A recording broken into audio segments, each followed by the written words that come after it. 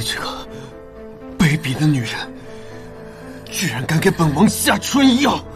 我与王爷早就有婚约，可王爷却屡次想要悔婚，难道只是因为我的脸毁容了吗？不止你的脸，你的心更加肮脏。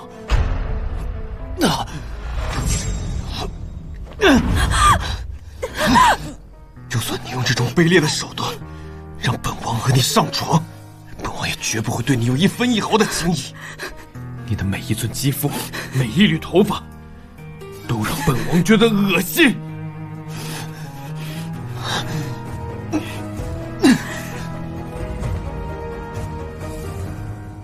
即便有了肌肤之亲，你还是如此厌恶我，那我便离开这个世界，再也不碍你的眼。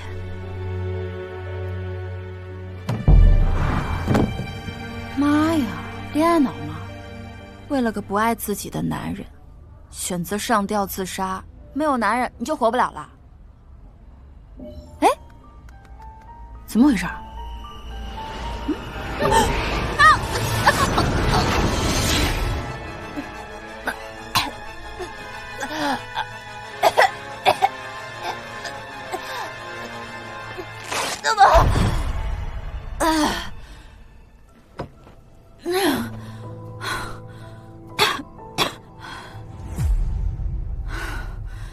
这是哪儿啊？我为什么会在上吊啊？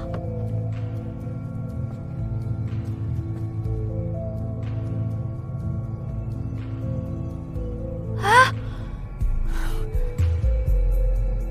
这不是电视剧里的那个女主角吗？我怎么变成她了呀？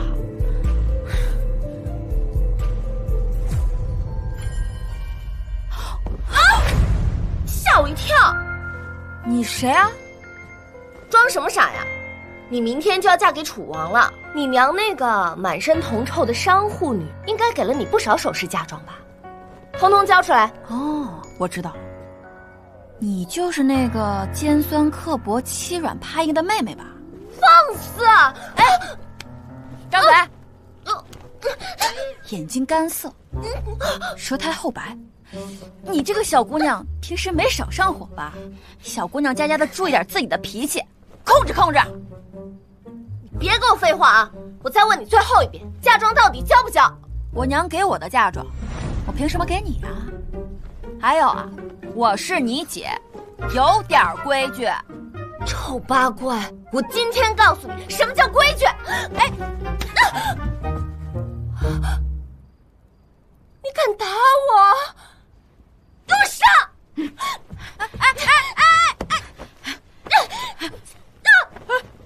小姐，小姐，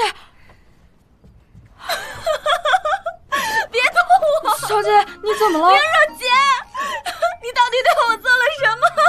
我呢，只是在你的校穴上面扎了一针，这一针下去，怎么着也能让你笑上3个时辰。你快给我解开！我告诉你，你姐我永远是你姐。还敢不敢了？不敢了，不敢了。这还差不多。林若姐，我要告诉父亲，你竟然学会了妖法！废话这么多，看来你还是没消够啊！再给你来一针。走。真幼稚。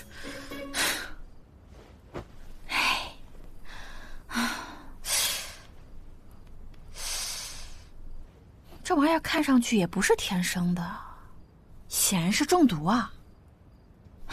没事儿，反正我是医生，这点小事儿难不倒我。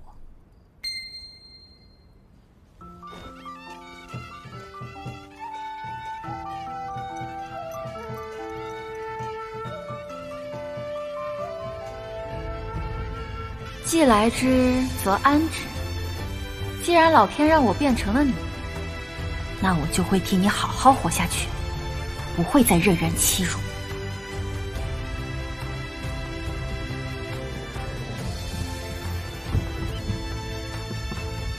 小姐，小姐，再不出门就误及时了，老爷该发火了。来了，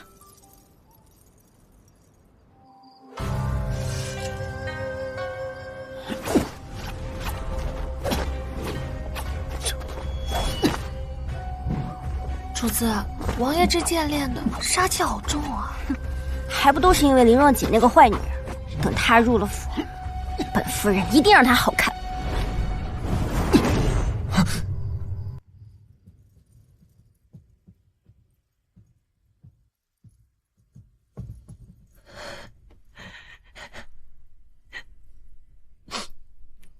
锦儿嫁入王府，不知是福还是祸，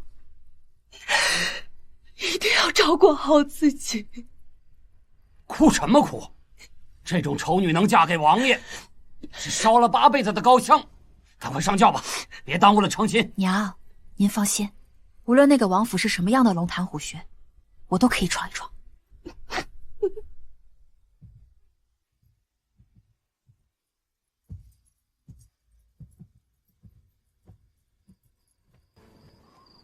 婚房的东西准备好了吗？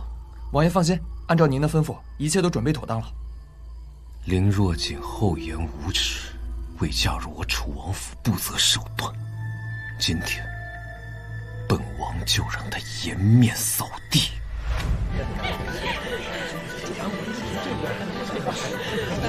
新娘子到！哎呀，这林家二小姐长得非常吓人，楚王为什么愿意娶她呀？听说那晚楚王喝醉了，最后生米煮成熟饭。皇上赐婚不好违抗，先把流程走了，回头再和离就是。新郎官到！新郎官到了，让一让啊！新郎官到了！丑女炸公鸡，门当户对新娘子，拜堂成亲吧！这太欺负人了，小姐，咱不嫁了，回去吧。我林若锦今日奉旨成婚，嫁的乃是楚王殿下。纵使这一身鸡毛红冠，但谁与我拜堂，谁就是楚王殿下。今天呢，是我们的大喜之日，在座的各位，谁擅长丹青啊？不妨为我2人作画一幅，我赏黄金10两。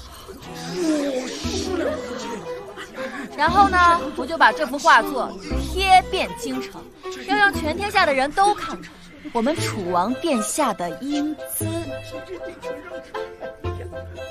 如果这楚王殿下是公鸡，那这当今皇上又是什么？你知道吗？你呢？这个坏女人！放肆！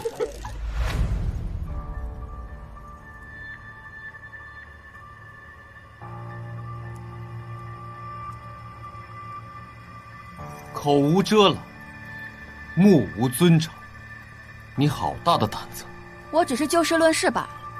倒是王爷你用一只公鸡跟我拜堂，到底是在羞辱我，还是在羞辱皇上？这个坏女人！牙尖嘴利，去把她的面具撕掉！我要让她当众出丑。像你这样的女人，怪不得人人厌弃。王爷倒是仪表堂堂，但这般行事，不也是金玉其外，败絮其中吗？你。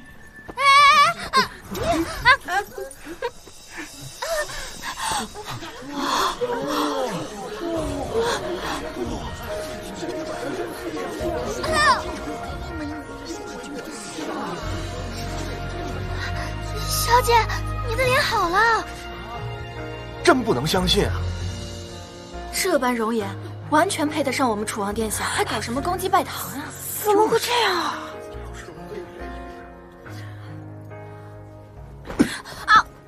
没想到你的脸居然恢复了，这一切都是你苦心安排的吧？这是你的王府，应该说今天这一切都是王爷你安排的。还有这个婢女，不也是你们王府的吗？没有，王爷，我真的没站稳。我知道你不愿意娶我，我也不愿意嫁你。可既然皇上都已经赐婚了，这该走的流程是不是得走完啊？大不了走我和离呗。和离啊？你以为本王会信你的鬼话吗？王爷，你今天要是敢违抗圣旨，那我林若锦敬你这条好汉。王爷，大庭广众之下，不能抗旨啊。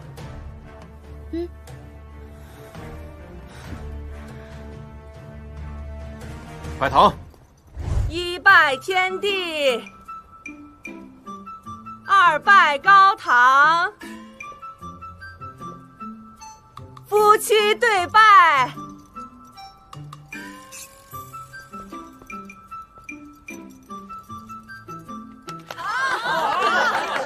放心，本王早晚有一天休了。求之不得。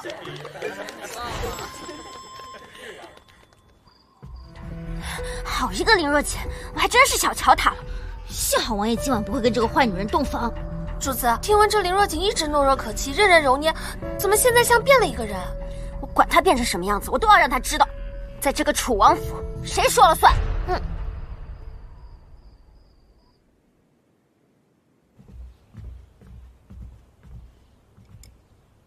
姐姐，不好意思啊，这府里的椅子都拿去修了，就剩下这一把。这早膳只能委屈姐姐站着吃了。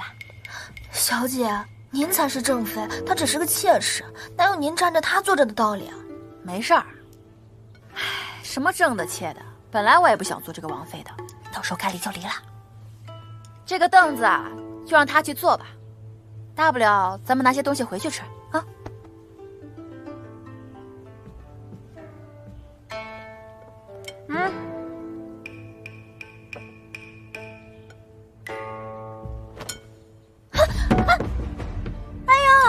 姐姐，真不好意思，我手滑了。这早膳，要不你趴地上吃吧？你分明就是故意的！你凭什么弄翻我家小姐的早膳？你个贱婢，有你这么跟我说话的吗？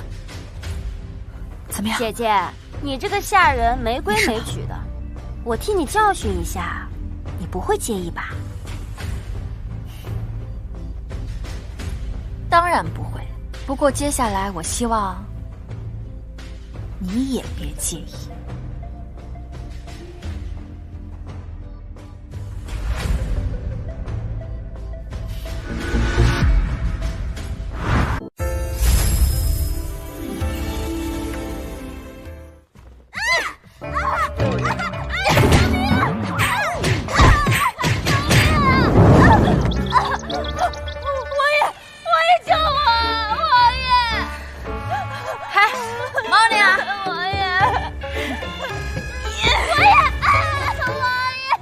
说什么？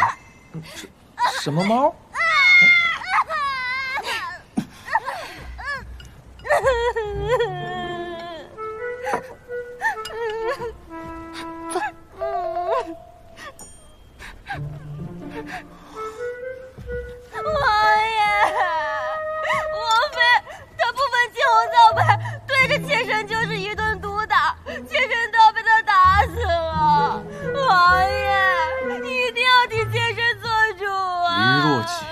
谁给你的胆子敢在我楚王府打人？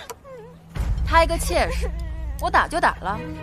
我可是皇上钦定的楚王妃，他柳依依刚才对我不敬，我教训他一下，有什么问题吗？别以为你有圣旨就可以高枕无忧，总有一天，本王定会休了你。好啊，那王爷加油，妾身拭目以待。你。饱了，小猪，咱们走。是。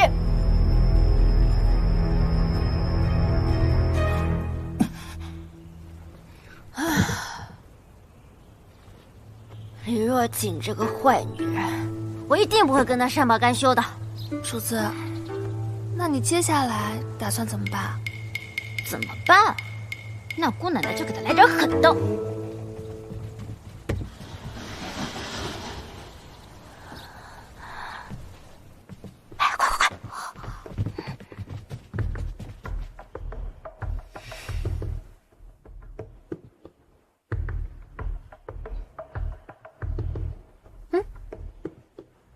动手啊！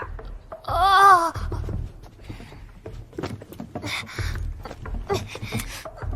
废物，用点劲儿！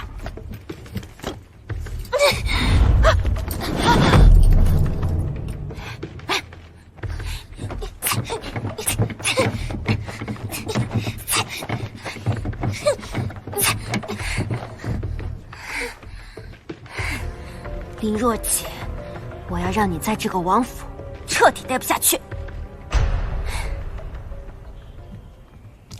小朱，这个是什么呀？王妃，王爷传您去书房。他找我干什么呀？萧夜寒，你找我干嘛？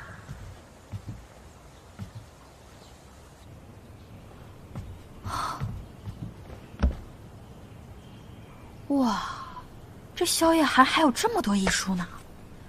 这要是我们两个和离了，应该算是夫妻共同财产。我带走几本，应该也不算过分吧？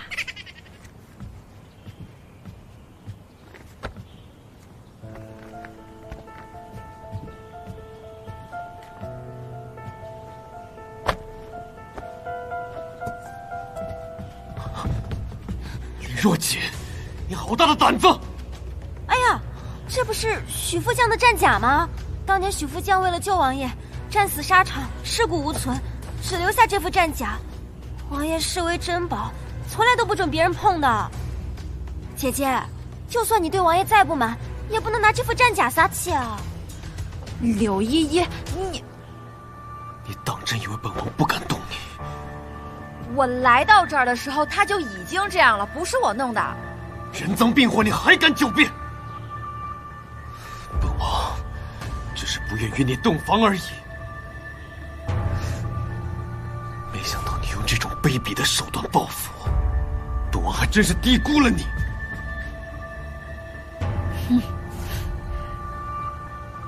我前脚刚到这儿，后脚你们就来了。是你告诉他的吧？这么低劣的栽赃手段，也只有傻子才会相信。你冤枉啊！王爷，妾身对王爷之心天地可见，又怎会做出此等丧心病狂的事呢？倒是姐姐，她一向诡计多端的，先是给王爷下药，又在喜堂上公然羞辱王爷您，现在她还污蔑妾身。王爷，您可要替妾身做主啊！不知悔改，冥顽不灵。来人，把这个女人给我关进柴房，不批完柴房所有柴，谁都不许放她出来。萧夜寒，萧夜寒，我真想给他做一个脑部切片，看看他脑子里面到底长的是什么东西。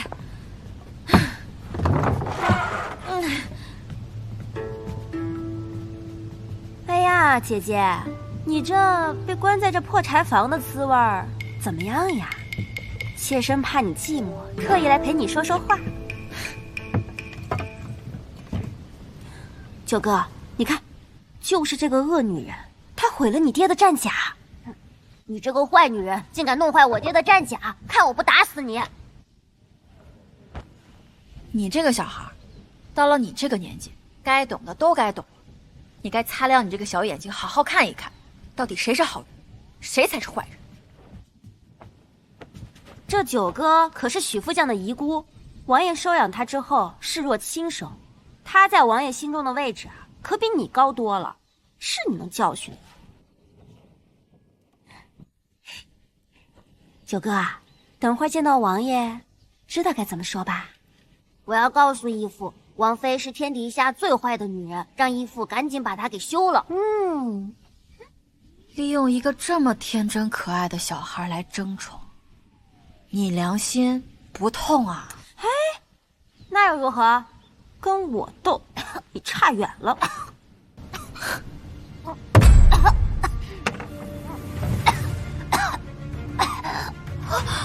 九哥，九哥你怎么了？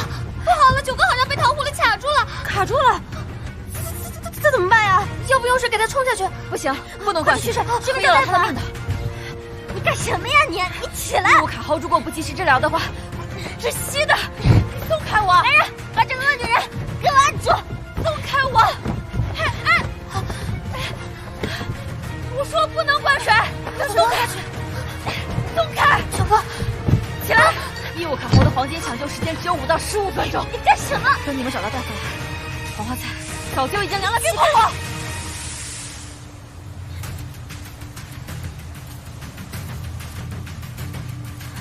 这干嘛呀？这搞的什么东西啊？到底？这叫海姆立克急救法，是通过给腹部施压，挤压到胸部，再让气管里面的异物排出。我告诉你啊，你要是再搞这些乱七八糟的，9个他有个什么3长2短，你就等着负全责吧。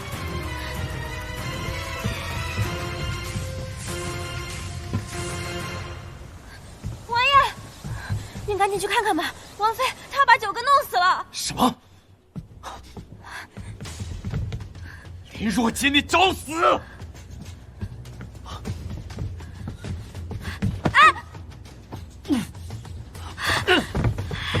王爷，9个他没气了，他死了。让开！阿九，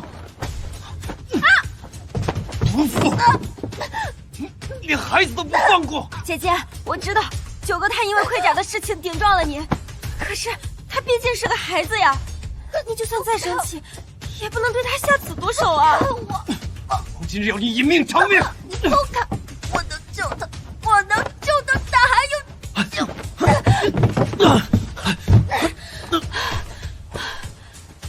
姐姐，你这是干什么呀？9个他都已经被你害死了，你居然连他的尸体都不放过！你这样，你对得起王爷，你对得起徐福将的在天之灵吗？霍冲，把这个女人给我拖下去，往死里打！是。走。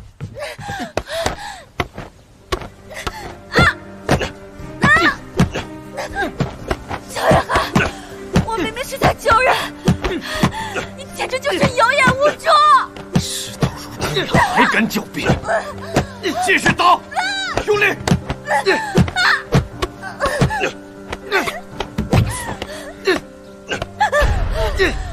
诈尸了！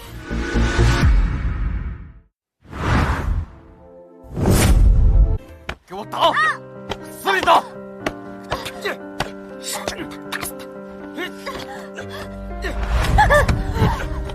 诈尸了！阿九，你怎么？义父，阿九好害怕，阿九差点永远见不到您了。到底怎么回事？跟义父说说。刚刚柳姨娘给我吃了一个糖葫芦，我被噎住了，然后柳姨娘又叫人在我嘴巴里灌了好多水，后来我越来越难受，就动不了了。柳氏，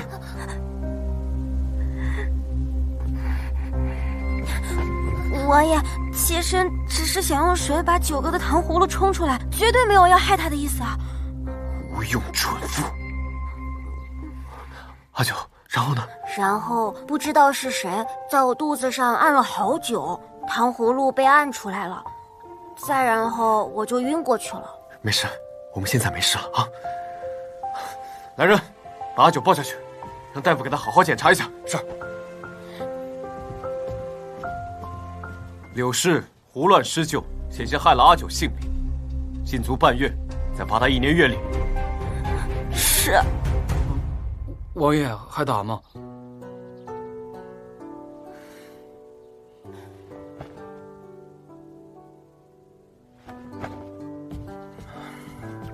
还不赶快把王妃送回房去？是。我讨厌这该死的封建社会，一言不合就打板子，简直是没有人性。这王爷下手也太重了。该死的小野汉，你让他给我，我轻点，轻点。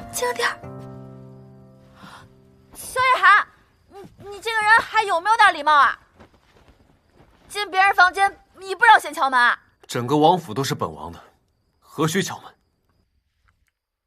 宫中御赐的金疮药，本王赏你的。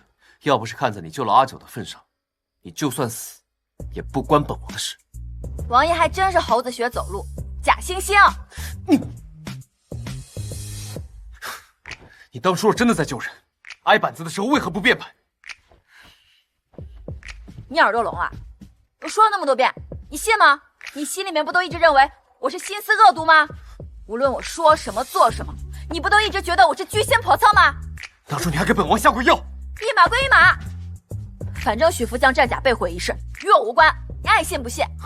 可笑，你以为本王是无知小儿，任你欺骗吗？行啊，既然我说什么你都不信，那咱俩也别在这扯有的没的了，干脆离了算了。林若锦，你别以为本王不知道你在想什么。欲擒故纵这套对本王无效。普信男，从古至今走到哪里都有普信男。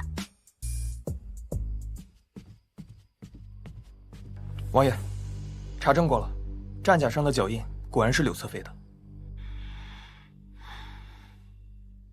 把柳氏的一日三餐改为一餐，再罚他抄100遍女妾。那王妃那边？本王向来是非分明，对就是对，错就是错，哪怕像她这种女人，也不破例。想个法子补偿一下便是了。王妃明日回门省亲，肯定会求王爷陪同一道，不如王爷给个面子，开个恩。哼，便宜他了。这脸上的毒算是解了，可这下毒之人还没找出来呀。我倒要看看，到底是谁搞的鬼。小姐，该出发了。这是您让我找人打造的东西。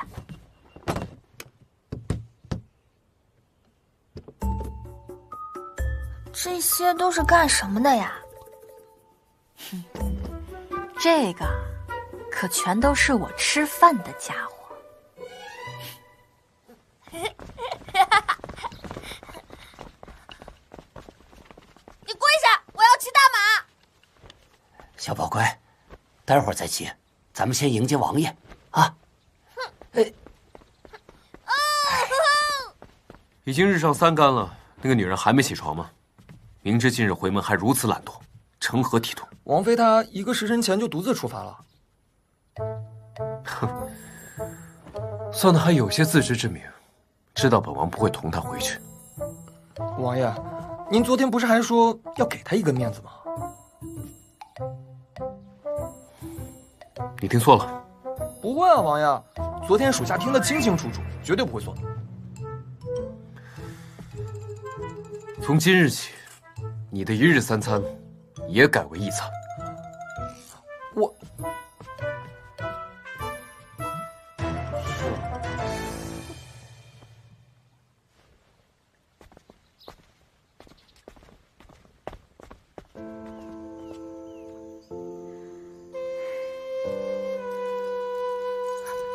娘，姐儿，姐儿，你的脸好了，太好了，妹妹的脸好了，在楚王府想必更得楚王宠爱了吧？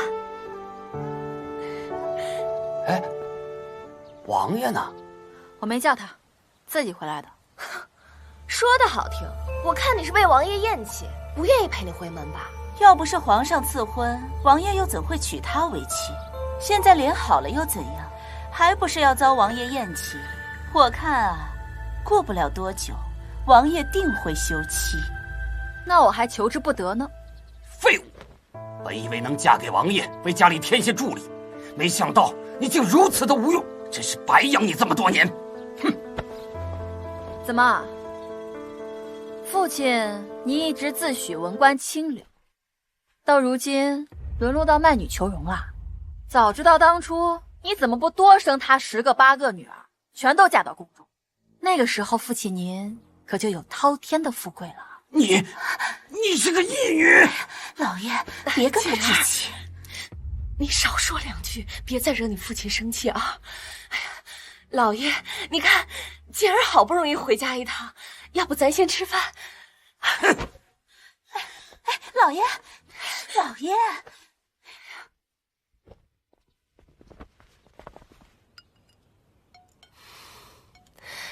来，多吃点啊！去了王府几天，都瘦了。哎，小宝，打花人了，打花人了！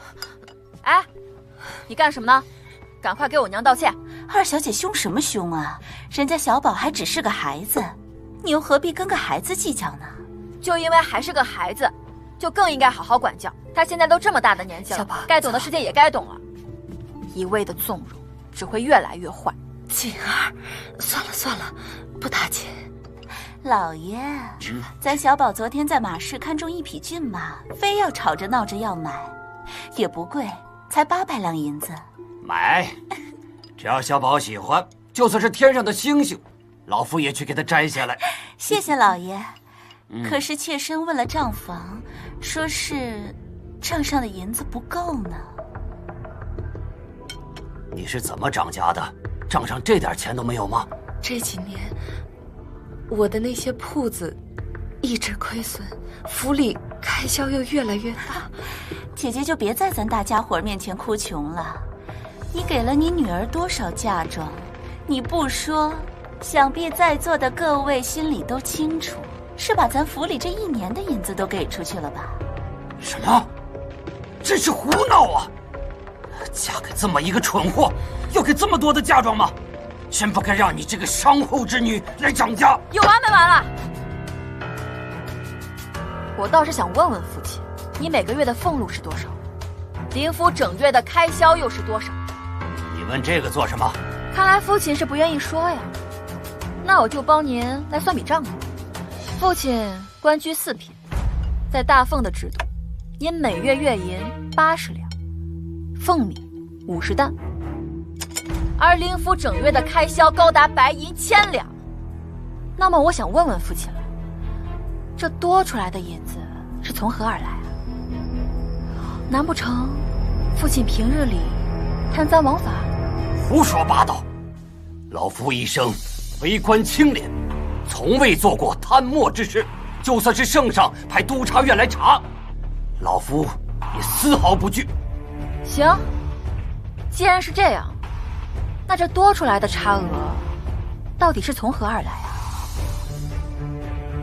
蓝姨娘，你那个官居7品的爹，有事儿没事儿逢年过节就来这里打秋风，那看来他也没什么积蓄吧？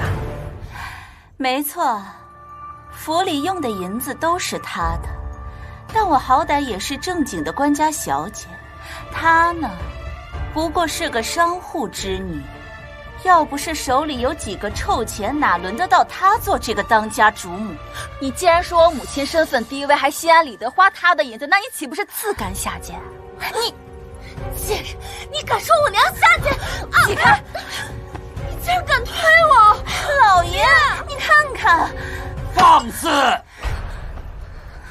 蠢妇，这就是你教出来的东西，满身铜臭，毫无教养，简直跟你是一个模子刻出来的。铜臭！当初要不是我娘出钱供你读书，就你一个穷书生，能一路科考平步青云。你现在倒是当大官了，对我母亲不但不感恩戴德，反而对她百般羞辱。我倒是想问问父亲您这么多年的圣贤书，难道是读到狗肚子里了？姐儿，快别说了！反了！你个大逆不道的东西，你竟然敢骂老子！看老子今天不打死你！老爷，千万别跟他一般见识啊！今天非要打死他！你敢打？我是楚王妃，你敢打我，就是在打楚王。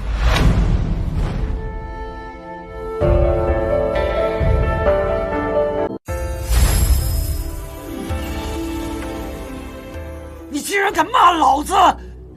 我今天非打死你！千万别跟他让开！娘，今天非把他打死！我是楚王妃，你敢打我，就是在打楚王。哼，你拿楚王来吓唬我！你个被他厌弃之人，希望他来替你撑腰吗？我楚王妃的身份是皇上钦定的，上了皇家玉牒。父亲若是敢违抗皇令，那就是放着皇家颜面而不顾，你敢吗？哼！站住！父亲您身为礼部郎中，难道不懂得朝廷礼法吗？顶撞王妃，应当如何？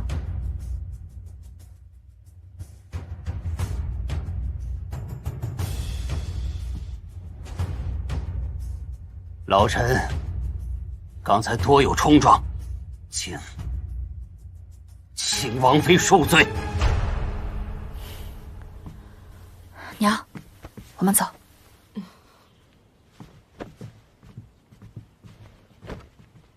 何必为了我跟你父亲闹？这种日子，我早就习惯了。哎呀，娘，你说你既然过得这么不幸福，那你为什么不和离呀？这种话可千万别再说了。女子出嫁从夫，就算有天大的委屈，也只有受着的份儿。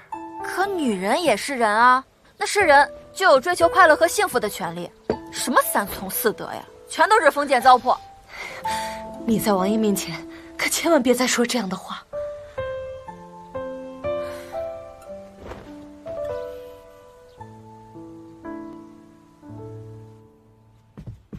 王爷，密谍传信，科举舞弊案有线索了。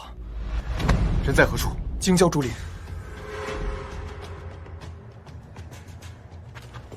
参见王爷，小人信不辱命，证据到手了。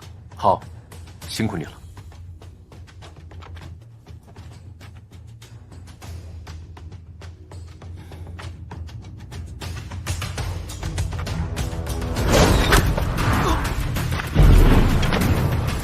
小心！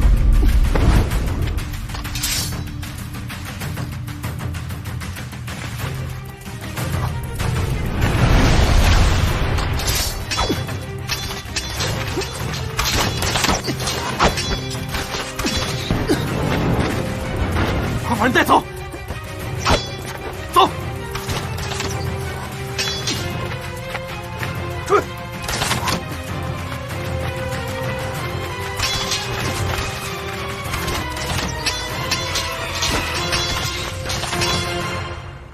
母亲，你还记不记得当初我脸上这块红斑到底是怎么来的？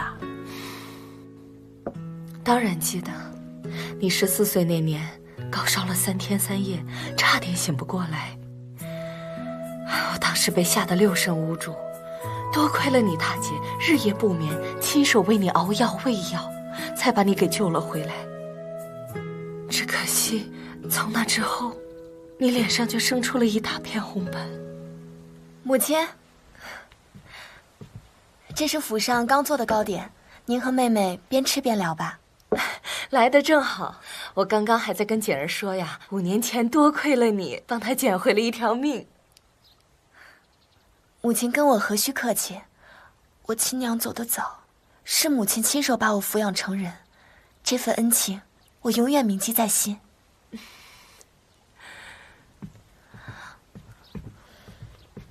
我今日来，其实是来向母亲赔罪的，都怪我没有打理好铺子，害得账上银子短缺，让您被父亲责骂。傻孩子，做生意有挣就有亏，很正常，你不用太过自责。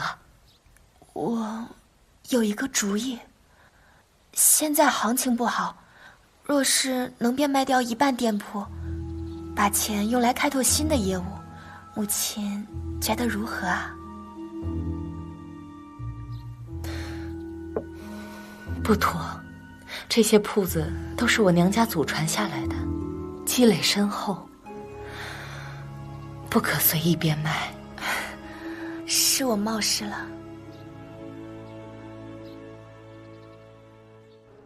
我脸上的毒斑是由黑珠草造成的，此物属于狐药，产自西域，珍稀罕见，京城中只有皇家医馆才有售卖。那如果我找到了销售记录，下毒之人不就水落石出了？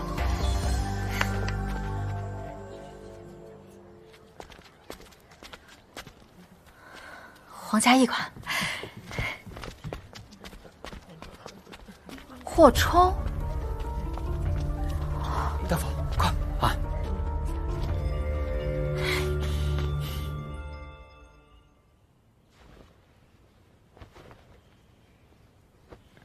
大夫，怎么样了？救不了，剑上有毒，且中间处靠及心脏，一旦拔剑，必死无疑。老朽实在无能为力。大夫，求求你再试试吧，万一能救活呢？就是大罗金仙来了也没用。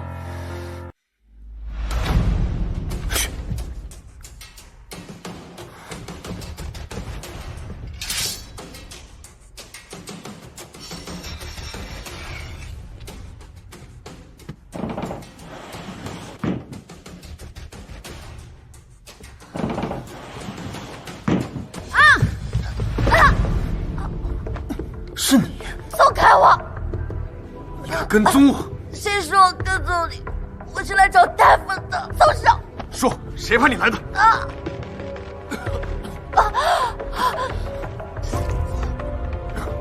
放开我！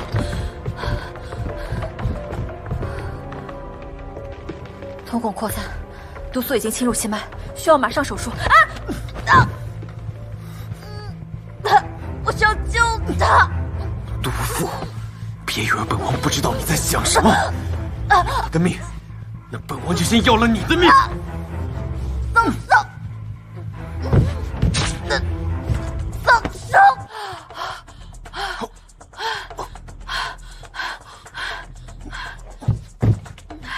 王爷，王爷，你没事吧？王爷，哎，王爷，王爷，毒妇，你对本王做了什么？也没什么，我就是给你扎了一针毒药而已。先是四肢麻痹，如果不及时服用解药的话，你就会全身溃烂而死。哎，你松开，松开！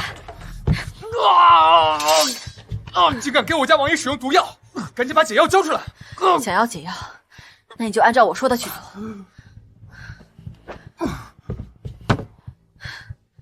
过来帮忙，快来！住手！你给我住手！刀。李若锦，本王叫你住手，你听到了没有？镊子。毒妇，住手！再折磨他，本王就把你碎尸万段！毒妇，擦汗。给我擦汗！哦，哎，可以了。这个人吵死了！不许动他！给，把他嘴堵上。你住手！王爷，对不住了。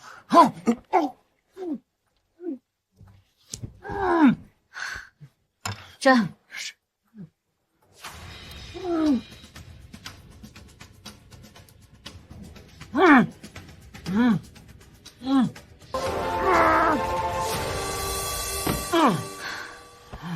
手术很成功，他要不了多久就能醒了。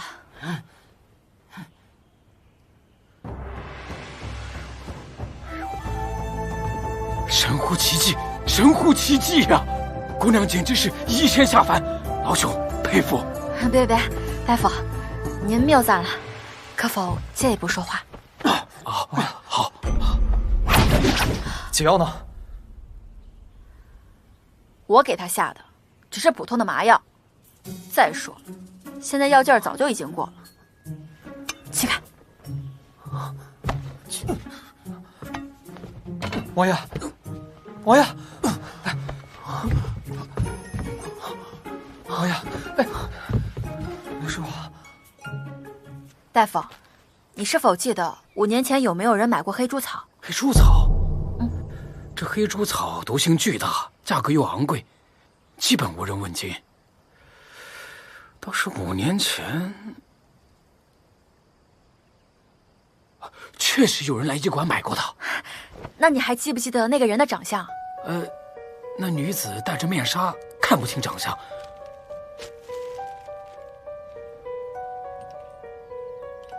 不过老朽记得，她左手手腕有一颗红痣。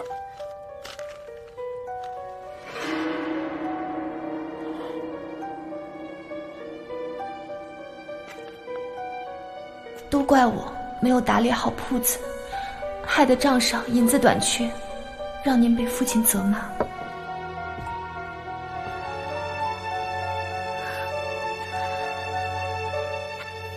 是他。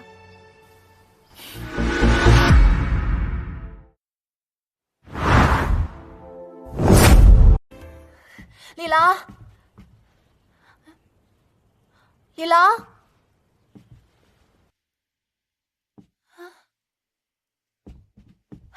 哎，讨厌。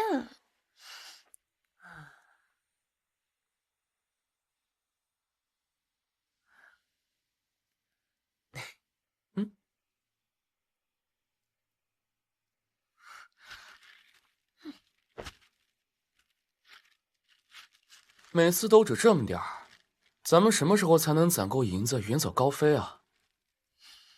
这个老女人，说是让我打理铺子，实际上对我防备的很。我要是想拿到钱，可没那么容易。养人鼻息的日子不好过，要我说，干脆把这些铺子全都据为己有。你可有主意？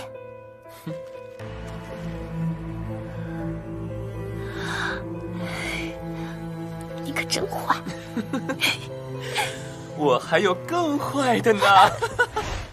娘，还是你最懂事。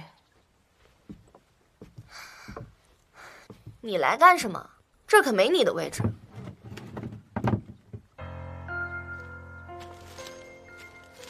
这是我攒了几年的提己钱，姨娘拿去给小宝买马吧。哼，无事献殷勤，非奸即盗。姨娘别误会，我只是心疼小宝。如今家中银钱短缺，可怜他小小年纪，也得跟着一起受苦。你还好意思心疼小宝？还不是因为你经营不善，连区区几个铺子都打理不好。姨娘有所不知，这铺子名义上是我在打理，可实际上全都是大夫人在背地操控。可恨他思想保守，不懂变革，估计要不了多久，铺子就全部被他赔光了。那怎么行？那到时候我们全家不得陪着喝西北风啊？要是姨娘能从母亲手中夺来铺子，再交予我打理，我保证每年能赚到这个数，5000两，5万两，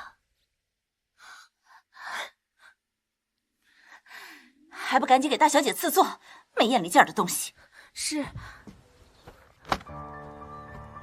12间铺子，总共亏空了10万两。你们两个这是好大的胆子，就不怕掉脑袋啊？二小姐，二小姐饶命啊！这都是大小姐逼我们干的。我问你，5年前的这一夜去哪儿了？哎呦，二小姐，小人真的不知道啊！这账册平日都是大小姐亲自保管。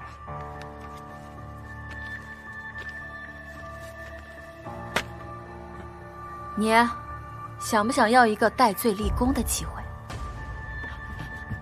请二小姐明示。你把大家都喊来，到底打的是什么主意？大家应该都知道，这些年我娘的铺子呢，年年亏损，导致府里面的月银亏少，入不敷出。你还有脸说这个？你看看咱们家现在过的都是什么日子，连匹小宝喜欢的马都买不起。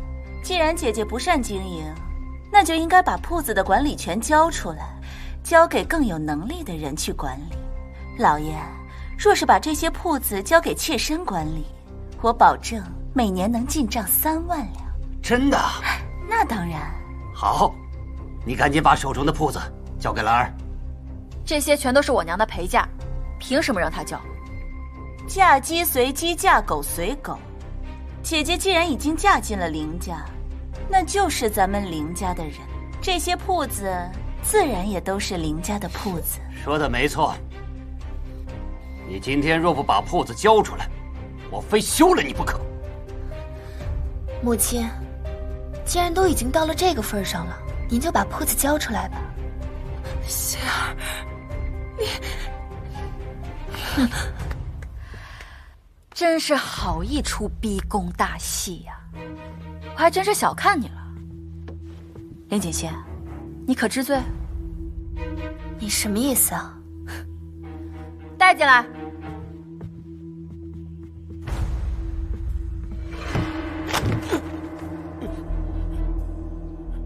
你这到底是要做什么？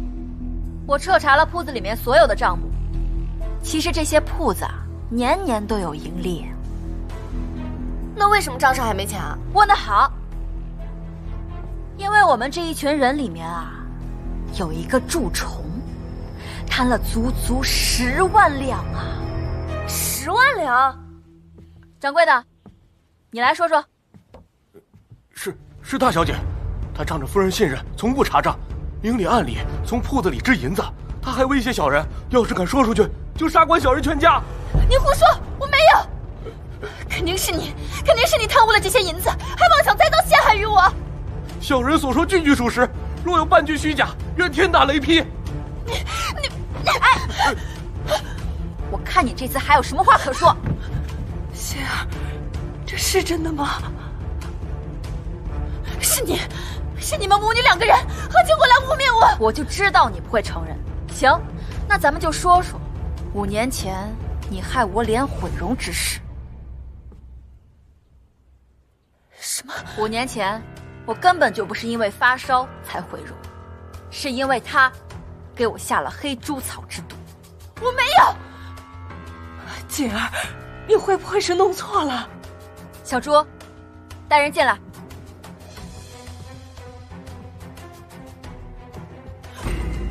这位是皇家医馆的刘大夫，黑猪草只有在皇家医馆才能买得到。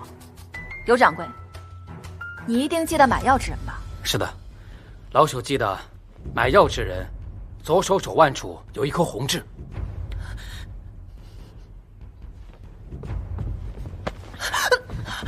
可否是这个？就是他。不是我根本没有买过什么黑猪草，肯定是你污蔑我贪污不成，还想诬陷我下毒。掌柜，黑猪草多少钱一条？500两整。谢谢，2位可以请回了。巧了，5年前的5月17日，你恰好从铺子里支出了500两。这件事情，该不会是巧合吧？你胡说，我没有。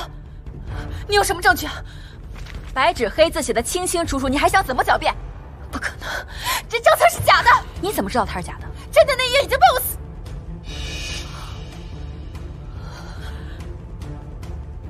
你承认了？大家听到了，他自己承认了，所有的事情全部都是他做的。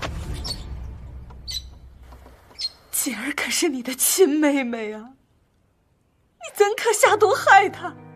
这5年来她过得如此痛苦，你难道就不内疚吗？我凭什么内疚啊？她只痛苦了5年，我呢？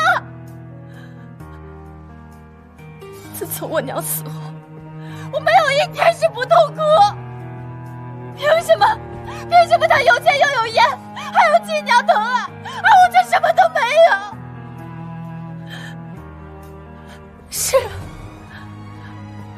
我就是嫉妒她，我就是要毁了她。走开！这么多年我对你视如己出，只要有锦儿的，就绝对不会少了你那份儿，你何苦还不满足？你少假惺惺了！你以为我不知道？你对我好，都是为了你那个贤良的名声。对我，何曾有过半分真心？什么视如己出？我呸！我娘若不是真心待你，怎会把铺子交给你打理，让你贪了这么多的钱？你就是一个忘恩负义的坏东西！孽障！下毒之事我就不追究你了，赶紧把贪污的银子给我还回来！银子早就被我藏起来了。我告诉你，就算我死，也不会让你们得到1分。你进来！放开我！放开我！你们什么人？凭什么抓我？李郎，放开！大姐，你贪污的那些银子，是不是都给你这位情郎花了？什么？情郎？你这个不知廉耻的东西！我晚点再教训你！畜生！把我家的银子还回来！银子？什么银子？我不知道你在说什么。不承认是吧？来人，给我狠狠的打，打到他承认为止！哎，你们敢动我，我家主子不会放过你们的！给我打！我看谁敢动手！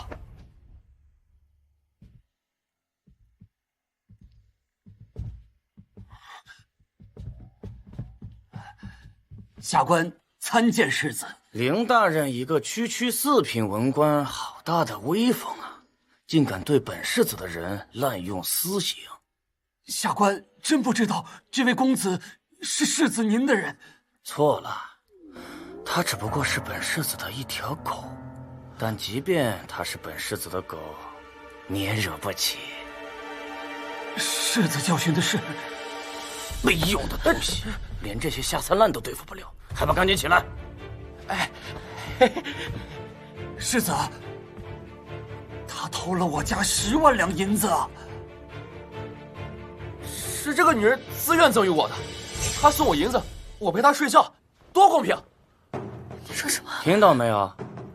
这银子是你女儿睡男人的嫖资，岂还有要回去的道理？站住！堂堂世子，指使自家邻人诱奸闺阁少女，诈骗巨额钱财，这已经触犯到大奉律法了吧？我当是谁呀？原来是跟公鸡拜堂的楚王妃。我爹是堂堂的中永侯，就凭你一个有名无实的王妃，能奈我何？世子好大的威风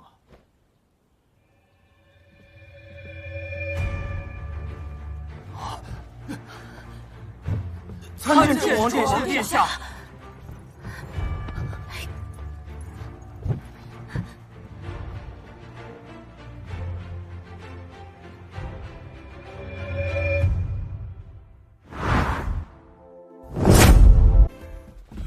参见楚王殿下。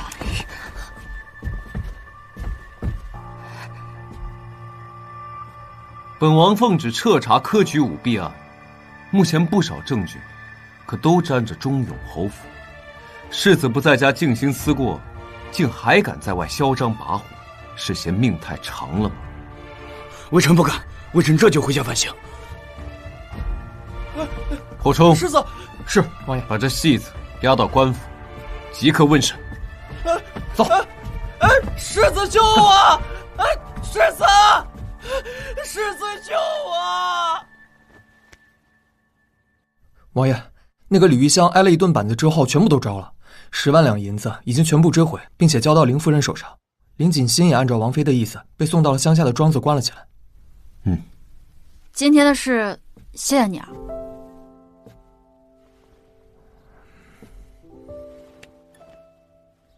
你救了本王的人，本王欠你一个人情。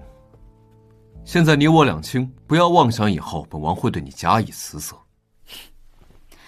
你以为你自己是什么香饽饽呀？谁都得往你身上贴。站住！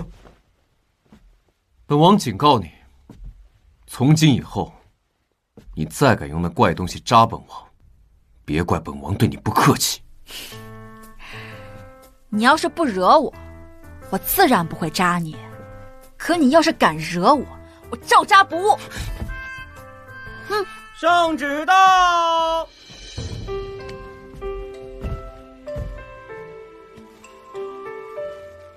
宣楚王、楚王妃明日进宫参加七夕宫宴，钦此。遵旨。待会儿拜见皇后娘娘，切记谨言慎行，宫里不比宫外。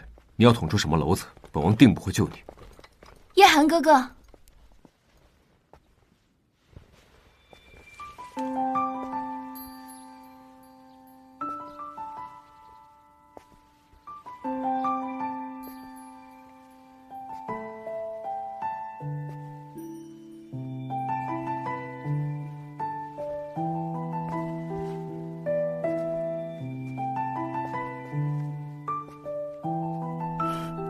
叶寒哥哥，真的是你。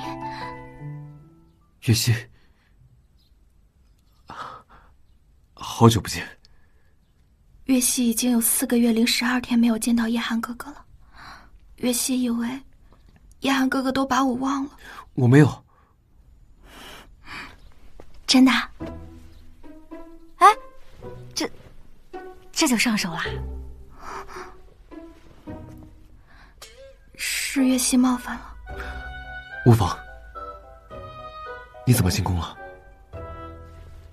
皇上将我指婚给了燕王殿下。你要嫁给三哥？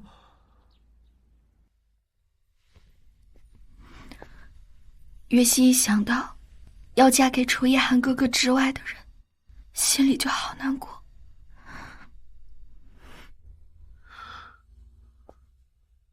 都是本王的错。若本王当时不被奸人暗算，也不会与你错过。叶寒哥哥，你别这么说，都怪月溪福薄，没能嫁给自己深爱的人。姐姐，能否让我单独和叶寒哥哥相处一会儿？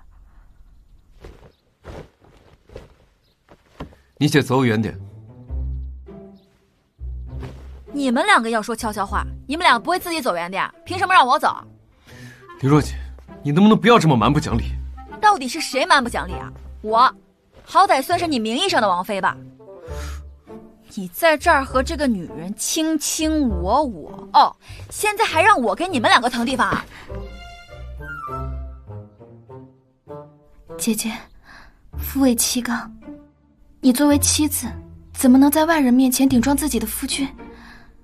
你若有气，就冲我撒吧。算了，不用理这个不识好歹的女人，我们去别处。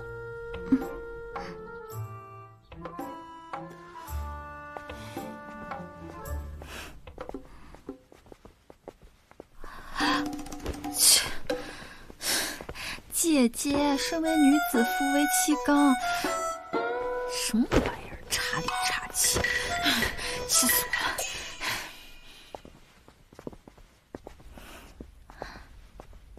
叶寒哥哥，听说你在调查科举舞弊一事，燕王殿下也牵涉其中。你想为他求情？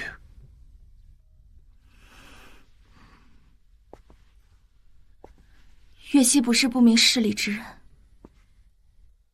虽然燕王殿下是月溪未来的夫君，一荣俱荣，一损俱损，但月溪也不会徇私的。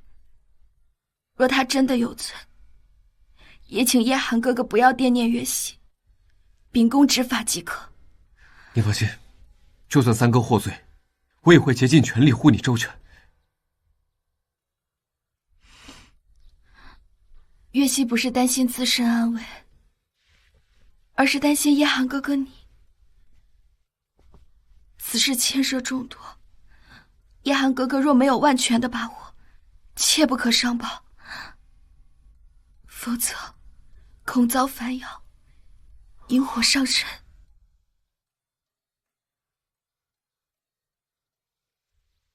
谢谢你，月溪，你总是替本王着想。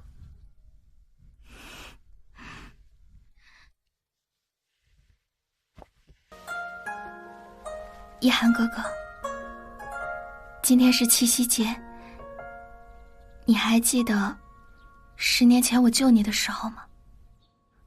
当然记得。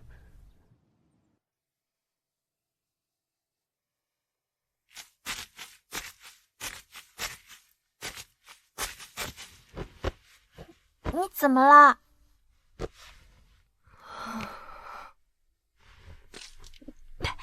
只可惜，都怪月溪太贪玩，把那枚玉佩弄丢了。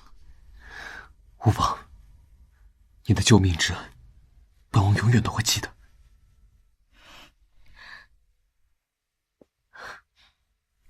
光天化日，不知廉耻。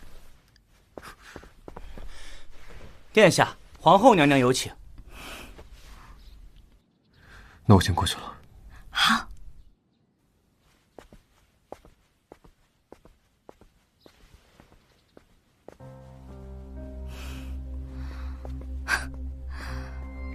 口声声说什么不会我，还是一点都不肯通融。萧夜寒，你可真是个不通人情的榆木脑袋。小姐，接下来怎么办？不用担心，对付萧夜寒，我有的是办法。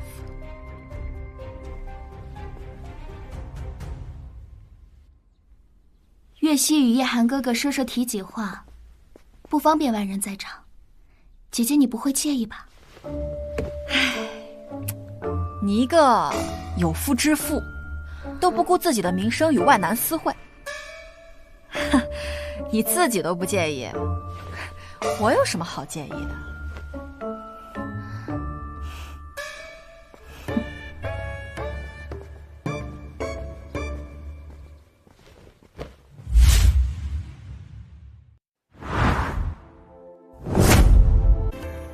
参见皇上、皇后。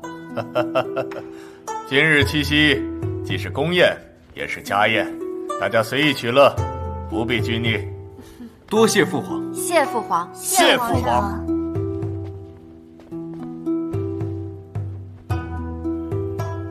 皇后啊，这个葡萄跟你一样甜，快尝尝。孩子们都看着呢，正经点。哦，哎，说不喂还真不喂啊！哎，不吃了。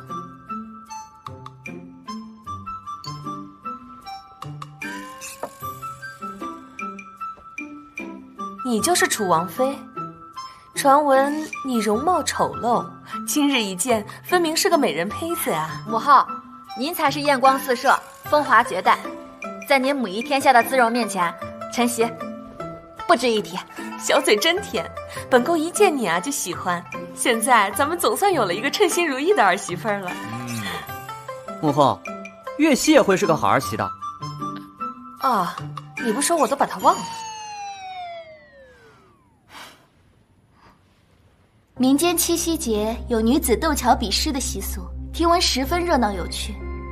不如月溪与姐姐比试一场，给皇上皇后取乐如何？谁不知道月溪姐姐是京城第一才女，就怕某些人自知蠢笨不堪，不敢应战。过节就过节，整这些虚头巴脑的做什么？本宫对比试没有兴趣，不比。区区作诗而已，我有什么不敢的？母后，晨曦愿意一试。楚王妃这么说的话，那本宫又有兴趣了，那就比。好。那就以雪为题，请月溪和若锦现场各作诗一首，才高者为胜。月溪已有一首：冷月照寒林，雪花落无痕，孤影伴青灯，独自思故人。不错，此诗把雪夜描写得清静优美，思念故人之情跃然于纸上。月溪果然才思敏捷呀！喂，该你了。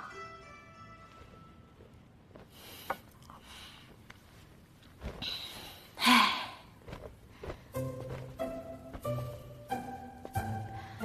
一片、两片、三四片。5、6、7、8、9、10片，笑死我了！你这也叫诗？林若锦，你这诗不会是你娘那个商户女教的吧？四弟，你这个楚王妃就这点水平，简直把你们楚王府的脸都给丢尽了。千片万片无数片，飞入梅花都不见。好诗。此诗前3句看似平常，第4句却陡然将低谷推向奇峰，令人回味无穷。不愧是本宫的好儿媳啊！楚王妃的这首诗确实意境更胜一筹啊！林家从未请过教书先生，姐姐却能做出如此好的诗，此般天资，妹妹佩服。什么天资？我看就是作弊。这诗一定是你娘提前给你买好的，你们母女俩真不要脸！郡主，你有什么证据证明我在作弊？没证据又如何？那你能证明你没作弊吗？有本事由月溪姐姐出题，再做一手。你若做不出来，就得向月溪姐姐磕头道歉。我若做出来了呢？你若是做出来，本郡主给你磕头道歉。一言为定。你出题吧。那就请姐姐以月字为题，作诗一首。楚王妃这首诗必须做得比上一首咏雪更好，才能洗脱你作弊的嫌疑。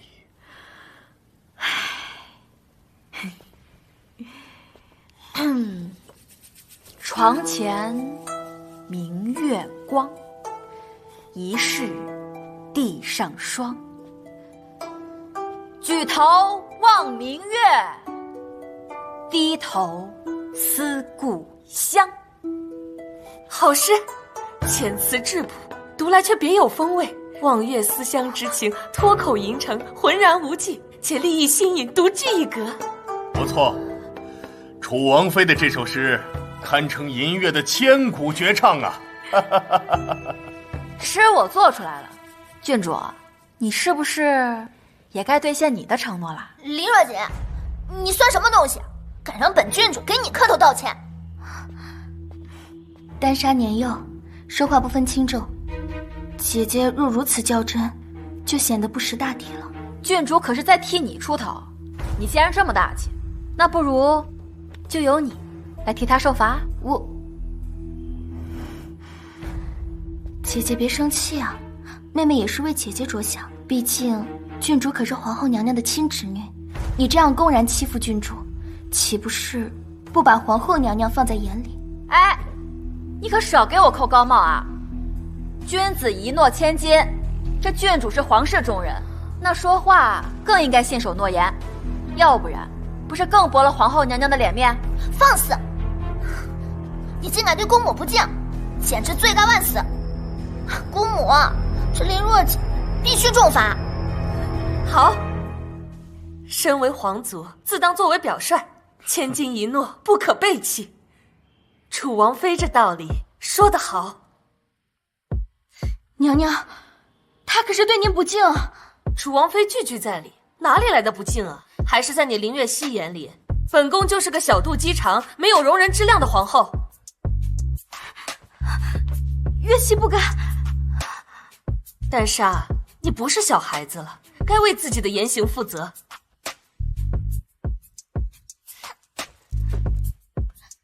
是我错了，我向你道歉，行了吧？哎，起来吧。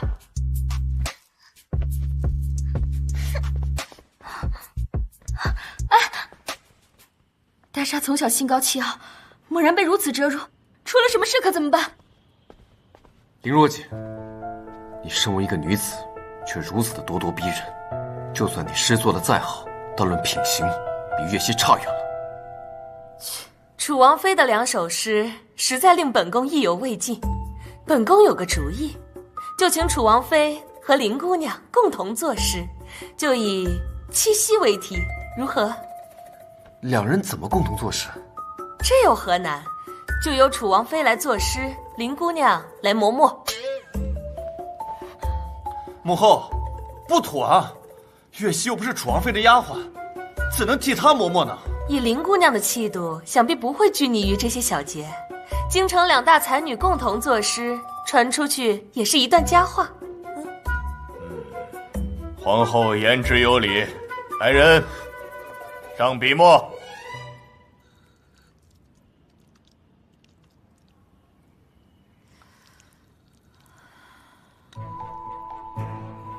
贱人，今日我非让你当众出丑不可。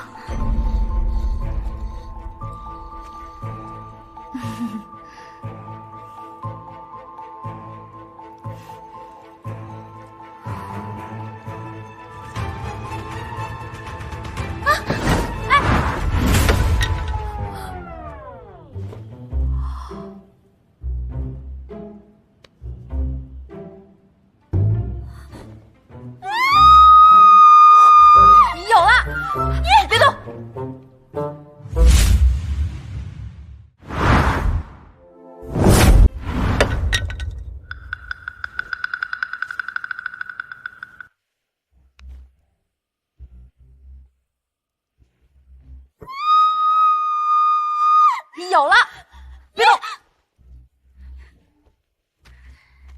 奸云弄巧，飞星传恨。银汉迢迢，暗度金风。哎，别动！别影响楚王妃作诗。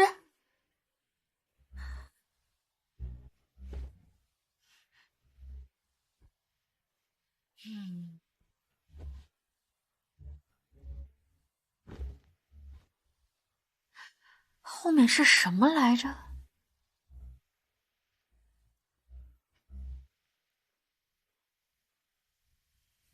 啊，想起来了。金风玉露一相逢，便胜却人间无数。好一个金风玉露一相逢，便胜却人间无数啊！两情朕与皇后便是如此。又岂在朝朝暮暮？两情若是久长时，又岂在朝朝暮暮？字字珠玑，堪称千古绝句。这女人的才华之深，超乎本王想象。难道本王对她有误解之处？楚王妃这首词，独树一帜，立意高远，明写天上双星，暗写人间情侣，读来荡气回肠，感人肺腑，实乃传世佳作呀！来人，赏楚王妃珠宝10箱，绸缎100匹，黄金1000两。谢父皇。一会儿宴会结束，楚王妃随本宫来一趟。哎呀，这么多孩子呢！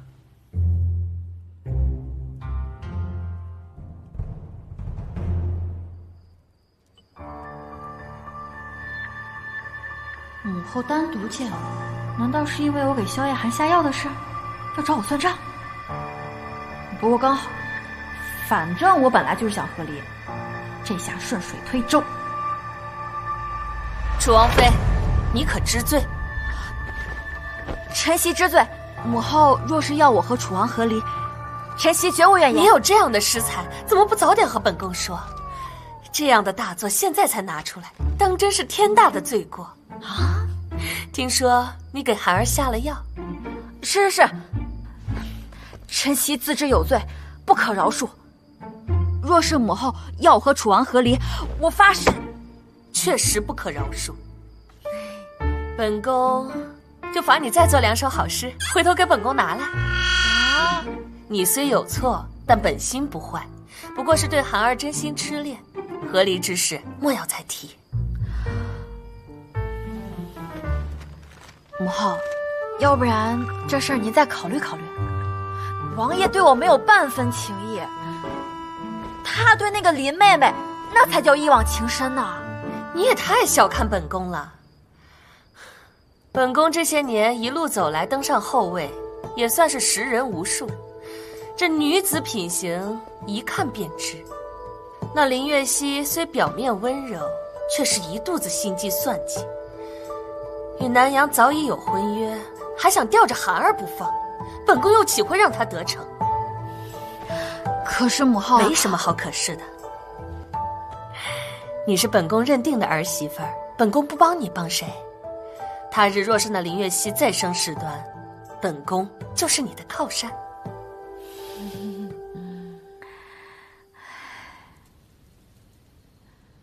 林若锦啊，林若锦，就算你恢复了容貌，会写几首破诗，那又怎么样呢？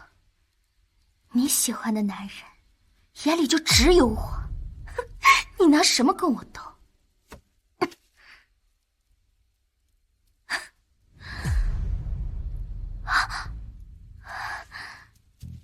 叶寒哥哥，你最喜欢月溪了，对不对？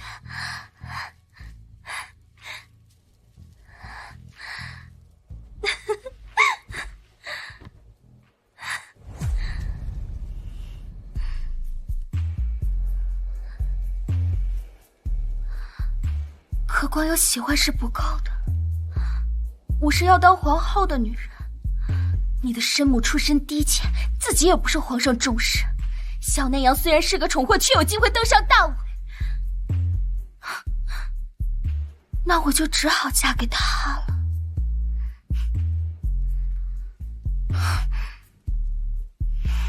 不过，就算我不嫁你，我也绝对不允许你爱上别的女人。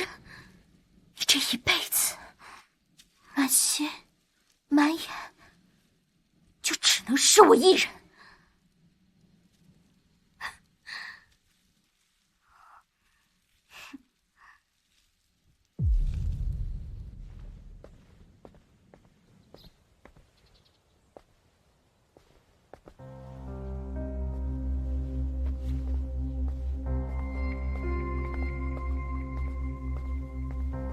比试赢了我，你很得意吧？也不至于，毕竟赢你也不是什么难事。你再怎么牙尖嘴利，在我眼中不过是个可怜虫罢了。你的夫君满心满眼都是我，仅凭这一点，你就一辈子都是我的手下败将。唉，真是可悲。你什么意思？一个女人把自己的人生都寄托在男人身上，就为了博得男人那一点点的疼爱和怜惜，就和自己的同性勾心斗角、争风吃醋，难道这还不可悲吗？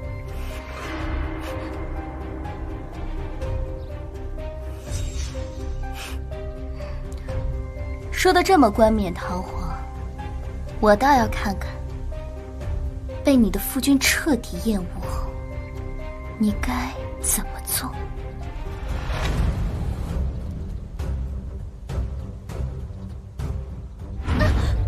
姐姐不要！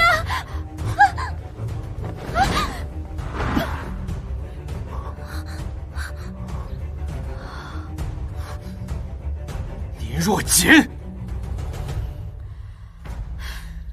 月溪只是来祝贺姐姐，没想到姐姐对先前的事情如此介怀，还对我动了手。叶寒哥哥，月溪害怕。毒妇！你把月溪从这么高的地方推下来，是要她的命吗？你还真是厉害啊，演得这么敬业，差点连我都陷了。本王亲眼所见，还能有假？叶寒哥哥，姐姐只是太爱你了，所以才嫉妒我，对我下此毒手。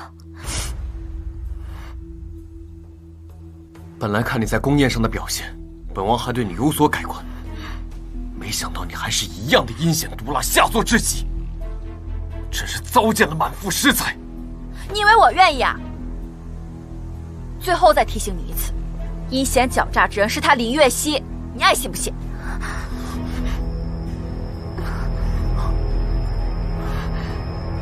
没什么，没事。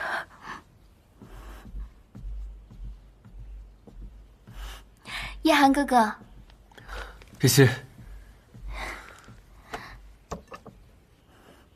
这是月溪亲手为你熬的参汤，尝尝合不合口味。太麻烦你了，月溪，以后这种事情交给下人去做就行了。叶寒哥哥怎么跟月溪生分了？还是说，叶寒哥哥有了姐姐，就不喜欢月溪了？本王不是这个意思。没关系的，叶寒哥哥要是不喜欢月溪，大可以说出来。月溪保证，以后再也不出现在你面前，惹你烦心。本王对你的心从未改变。真的。可姐姐现在变得又美又有才，叶寒哥哥迟早会喜欢她的。绝不可能。那女人虽有些诗才，可内心肮脏恶毒。本王对她只有厌弃。你对本王有救命之恩，要不是她当初横插一脚，本王的王妃只会是你。叶寒哥哥，有你这句话，月溪这辈子都知足了。王爷，妾身为你熬了鸡汤。你们在干什么？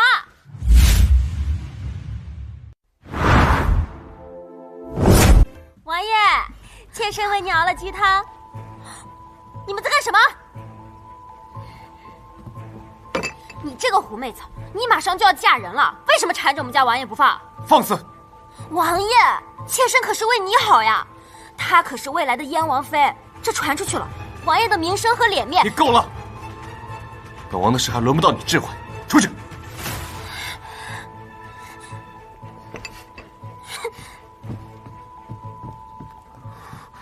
飞信，飞信。啊。柳氏向来小肚鸡肠，言语刻薄，你别往心里去。都怪月溪失了分寸，才让刘姐姐误会。她现在一定很伤心。月溪去劝劝她。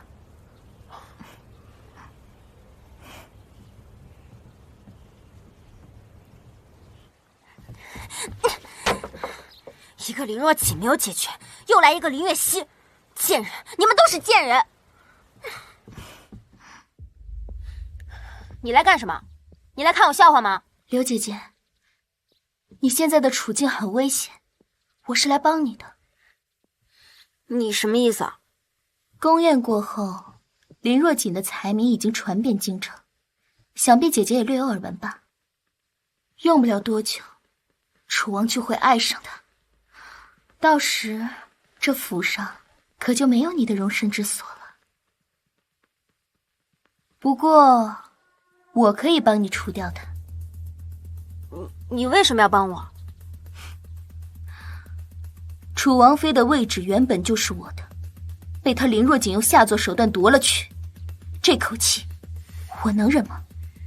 敌人的敌人就是朋友，不是吗？那你打算怎么帮我？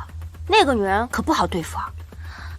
你只需要把这个下在她的饮食里。下毒？不行呀，你当刑部那些人都是吃白饭的呀，到时候他倒是解决了，我也完蛋了。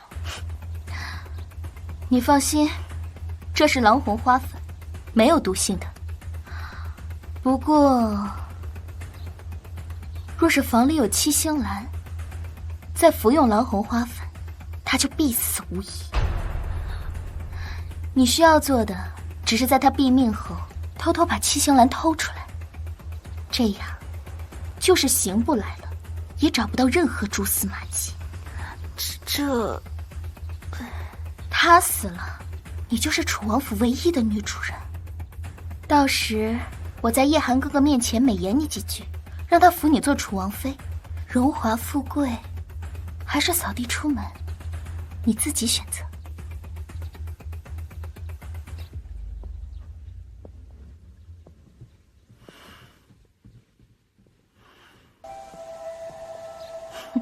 姐姐，姐姐，妾身今日逛花市，发现这盆兰草长得很精神，特意送来给王妃赏玩。还挺好看。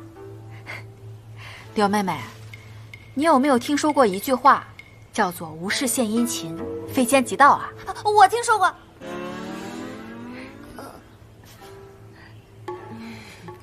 先前的事都是妾身的错，王妃既然已经嫁入王府，那就是妾身的主子，妾身以后一定好好服侍您。那还请王妃给妾身一个改错的机会。行，那这个我就收下了，多谢柳妹妹费心。那妾身就不打扰王妃了。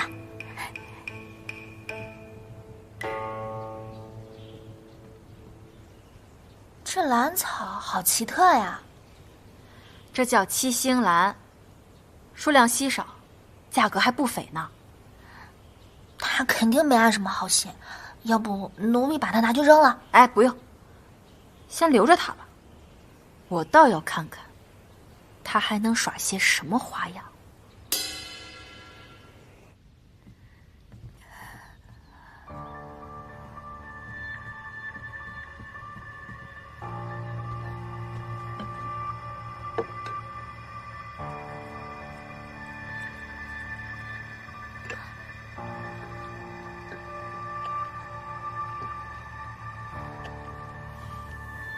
王妃，您的晚膳好了。姑妈，今天这粥不错啊，您要不要尝尝？这是给王妃的粥，奴婢就不尝了。哎，别这么客气嘛，我让你尝，你就尝一口。不用，奴婢不尝。好大的胆子，竟敢在我的粥里面下毒！来人，把他拉出去。是。饶命啊，王妃，奴婢冤枉啊！饶命啊，王妃！这楚王府的下人真是无法无天，连王妃都敢毒害。他在我粥里面下的是狼红花粉，无毒。啊，这狼红花粉单独服用确实无毒，可若吸入了这七星兰的花粉，便会产生剧毒，见血封喉。是柳侧妃？是他，也不是。这狼红花粉属于非常罕见的狐药，一般人连见都没见过，再加上和七星兰混毒的这种方式，寻常人更是不可能知道。他柳依依不懂得药理，他是怎么知道的？所以我猜，一定是有人告诉他。小姐打算怎么做？把消息传出去，就说吴妈在我的粥里面下毒，被我当场抓获，现在正在被严刑拷问。是。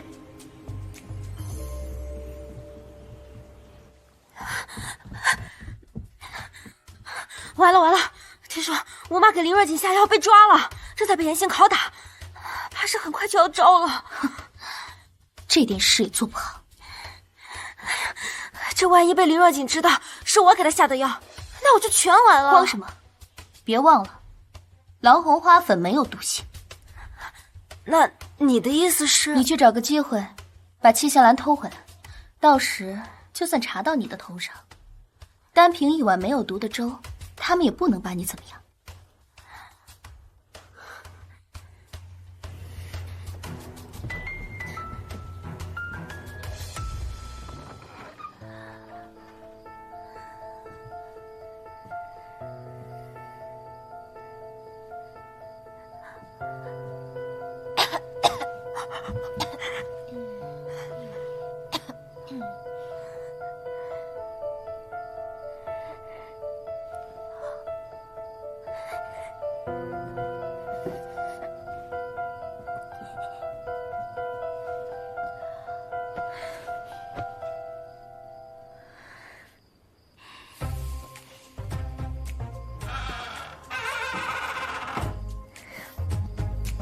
小姐果真料事如神，柳侧妃真的把七星兰偷走了。那接下来咱们该怎么办？什么都不用做，我们就等着他的幕后之人自己露出马脚。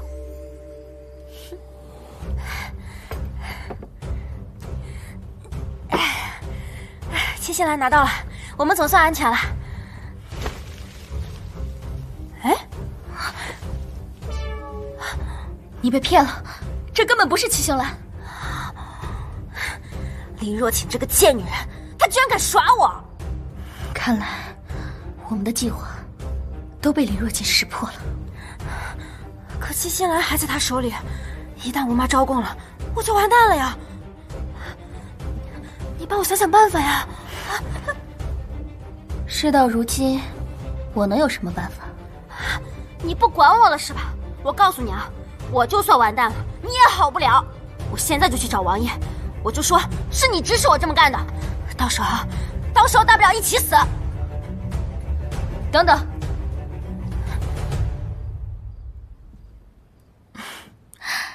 姐姐别急啊，月溪突然想到一个好主意，可助姐姐脱身。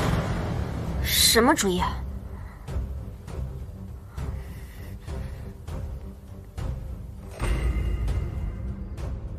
主意是，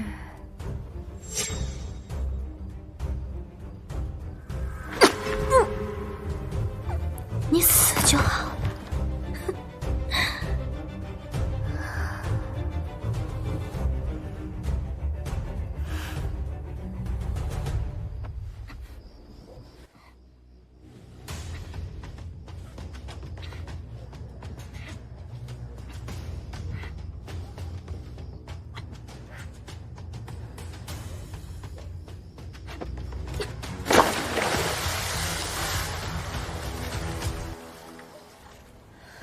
什么？今天一早，柳侧妃被人发现溺死在荷花池，满府震惊，连仵作都来了。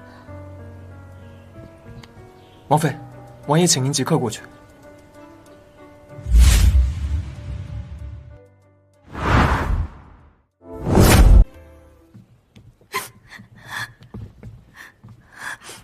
叶寒哥哥，柳妹妹死得好可怜，你一定要为她讨回公道。昨夜此时你在哪？我在房里睡觉。可有旁人能为你作证？我睡觉一向不喜欢有人打扰。小猪在，他可以作证。对，小猪是姐姐的陪嫁丫鬟，自然是跟姐姐一条心。她说的话，恐怕不能作数吧？你们什么意思？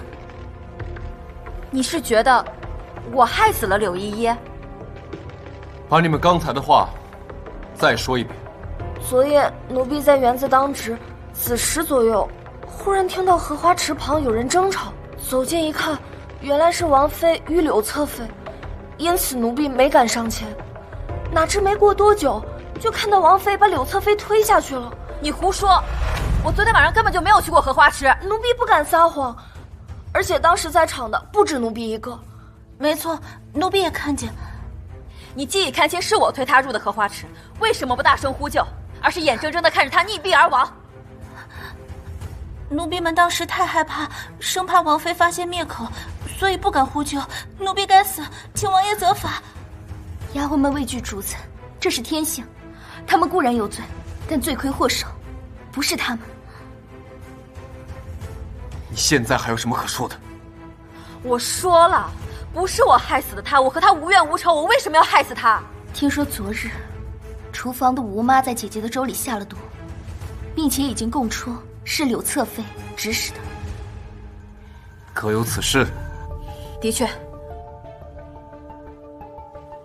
他先送我七星兰，后让吴妈在我的粥里放入狼红花粉。狼红花粉和七星兰相加，会产生剧毒。所以你怀恨在心，杀了柳依依。我说过不是我，而且我也不认为柳依依会知道这么复杂的药理，她一定是受人指使，而且我的目标从来都不是她，而是她的幕后之人。人证物证俱在，你还在狡辩？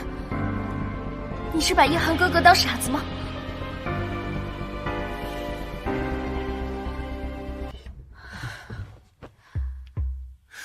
你干什么？他的死因是什么？溺水而亡。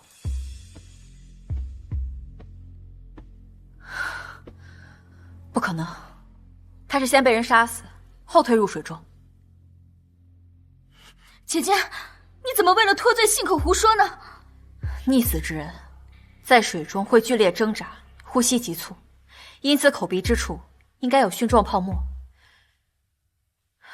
手指应该会有泥沙和水草，气管和肺部也会有大量积水。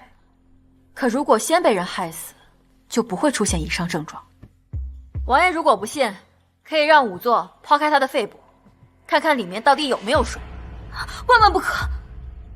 妹妹已经够可怜了，怎么能因为姐姐的一番胡言乱语，就不给妹妹留个全尸啊？我倒是觉得他应该很希望看到害他之人可以被绳之以法。一派胡言！若柳侧妃真如你所说是被人杀死，那她全身上下为何没有任何伤痕？事已至此，姐姐，你就承认了吧。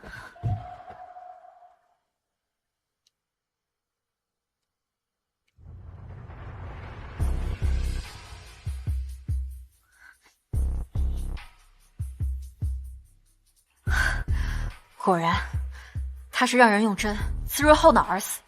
这种杀人方法既能让人死亡，又不会有明显的创伤面。这凶手心思阴毒，可见一斑啊！刚才你们两个人说亲眼所见，柳依依被王妃推进了荷花池。夜色深重，许是奴婢们眼花，看错了吧？刚才还言之凿凿，现在岂是一句看错了就能圆过去的？说，到底是谁指使你们的？王妃误会了，没有人指使我们。还敢嘴硬，污蔑王妃是要诛九族的。你们不怕死，你们的父母亲人也不怕死吗？你们两个，谁要是先说出是何人指使，我就饶你们谁一命。是他给了我们1人50两银子，是他让我们这么说的。王爷小姐，奴婢冤枉啊！奴婢根本就不认识他们，更不可能做出这样的事儿啊！叶寒哥哥，这2个丫鬟满嘴谎话，千万不可相信啊！月溪愿以性命担保，小琴肯定是无辜的。无不无辜，不是你能说了算的，要看证据。你现在可还有证据？当然，这是夜光粉，晚上遇到烛火之后会发出微微的光亮。昨天晚上柳依依到我的房间里偷走了七星兰，便踩到了我特意为她准备的夜光粉，随后她就来到了你的房门口。来我房间能说明什么？只能说明我们姐妹感情好，她晚上来找我闲聊罢了。别急，小朱，拉布。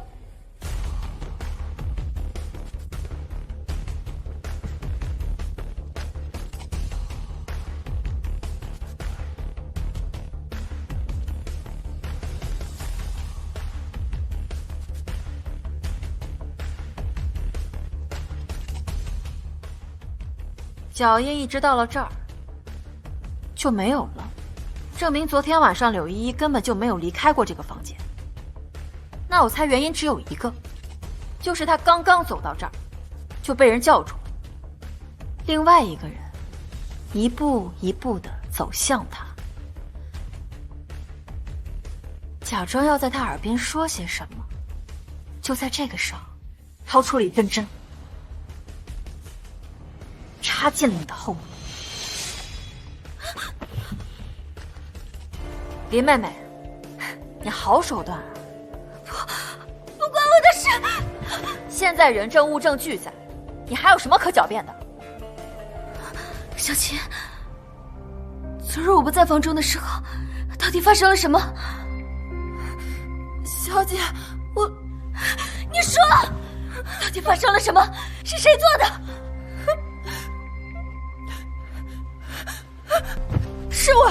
是我做的。是我趁小姐不在的时候杀了柳侧妃，嫁祸给楚王妃。你为什么要那么做？我家小姐爱慕王爷，却被那个女人用下作的手段横刀夺爱。我家小姐心地善良，我却咽不下这口气。这一切都是奴婢的错，与小姐无关。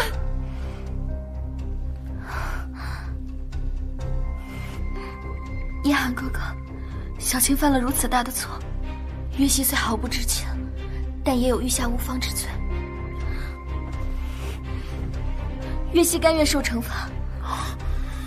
是他自己犯罪，与你无关。火冲，把小琴给我交去刑部，依法论处。小姐杀人是死罪，小姐救救我！小姐，求求你！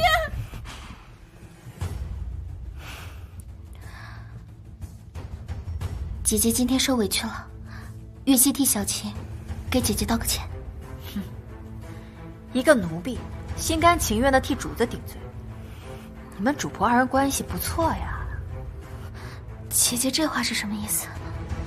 我的意思是，你惹我一次，我就拔你一颗棋子。我倒要看看你身边究竟有几个小情可容。报！王爷、王妃，皇后娘娘病重垂危，皇上宣2位即刻进宫。什么？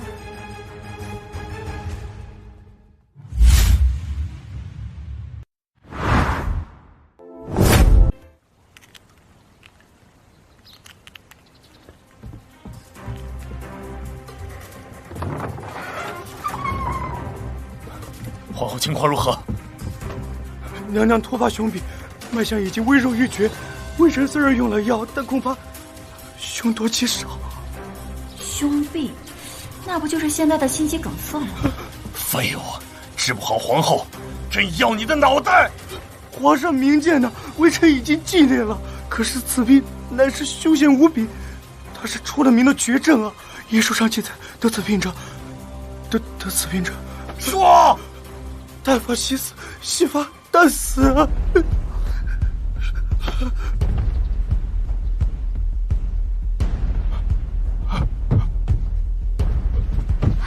父皇，皇上，父皇。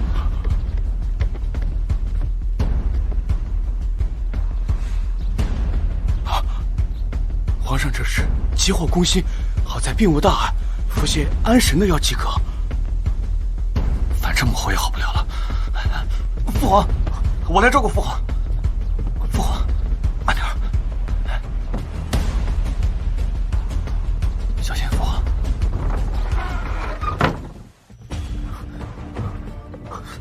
母后，母后，抢救及时的话，还能有一线生机。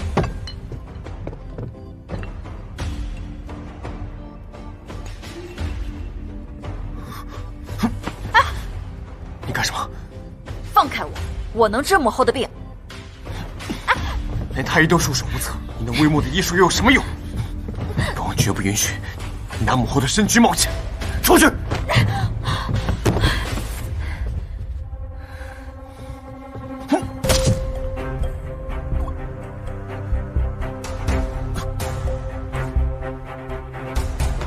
你找死！再多一句废话，母后就多一分危险。起开，别碍手碍脚。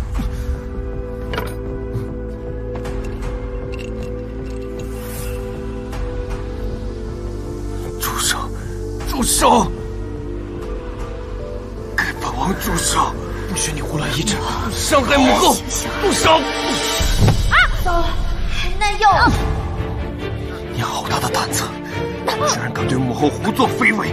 母后危在旦夕，你还敢胡乱吃药，你这是在害死她！母后，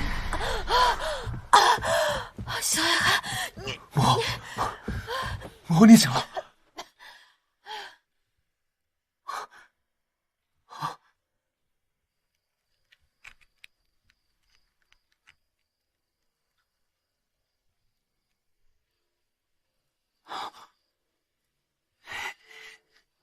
陛下，从脉象看，娘娘的病竟大有好转呐，想来要不了多久，便可痊愈。太好了，韩儿，你的王妃救了皇后，这份功劳朕记下了。等皇后痊愈，朕重重有赏。多谢父皇。谢父皇。起来吧。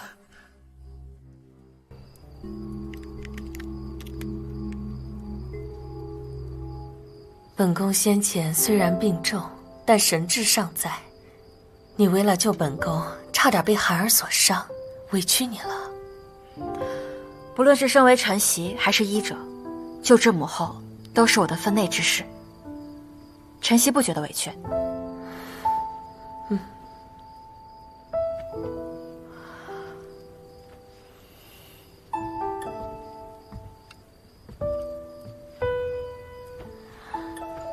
这是本宫的令牌，见它如见本宫亲临。本宫把它送给你，从今以后，除皇上外，谁都不能动你。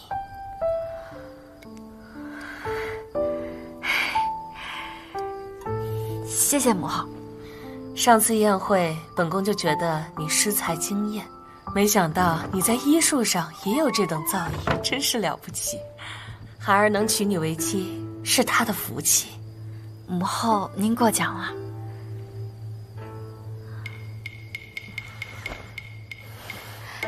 月夕见过娘娘，娘娘可觉得好些了？好多了，多亏了楚王妃，回头本宫准备让韩儿替我好好谢谢她。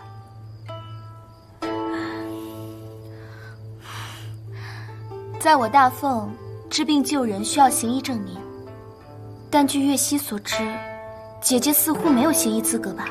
若是为了领功，贸然给娘娘治病，此间若是有了什么闪失，这个责任，姐姐你担当得起吗？楚王妃，你当真没有行医资格？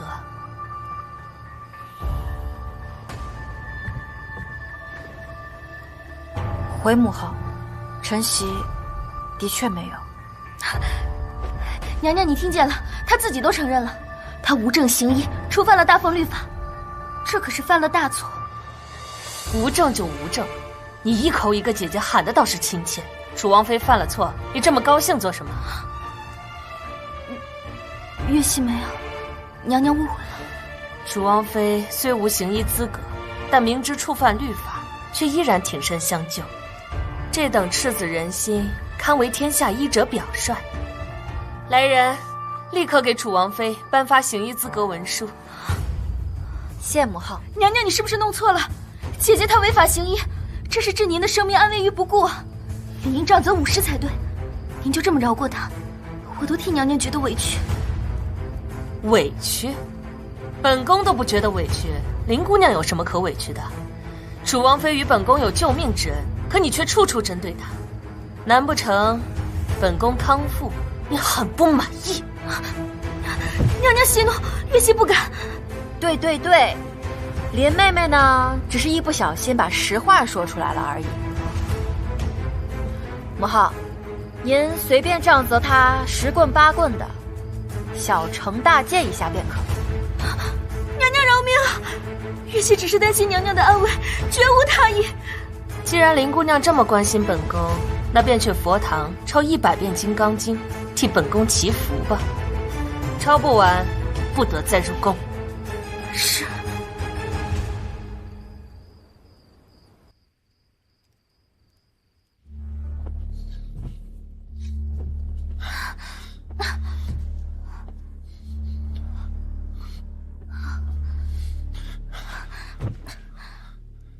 都怪林若锦那个贱人，撞大运救了皇后，现在皇后明里暗里偏帮着她，可气死我了。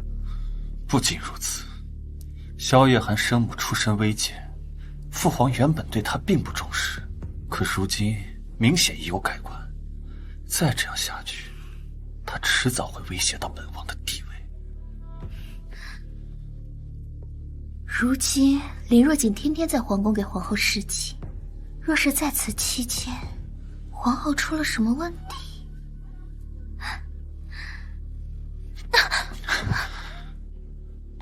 皇后出事，林若锦必定难逃其责，萧夜寒也从此没了靠山，岂不任人揉捏？如此一箭双雕，妙啊！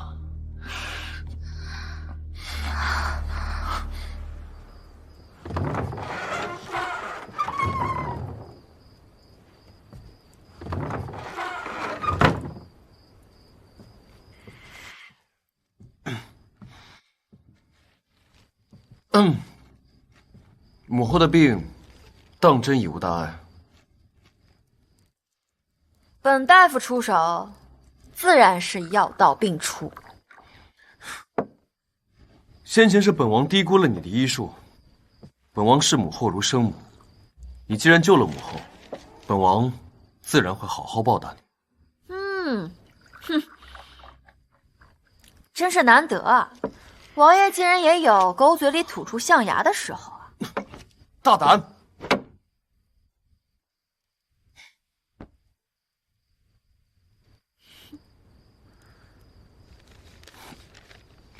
你这到底是何妖物？为何能瞬间榨干本王的力气？此物叫做麻醉针，一针下去，轻则四肢麻痹，无法动弹；重则意识全无，被人开膛破肚都不知道。你这女人，会的竟是这些凶残手段。害怕啦？我告诉你，你以后要是再敢惹我，我照样一针伺候。困了，睡觉。哎，这屋内就这一张床，你睡了，本王睡哪儿？一打地铺呗。本王堂堂王爷，岂能睡地上？难不成你还想跟我同床共枕啊？你不知羞耻！睡觉。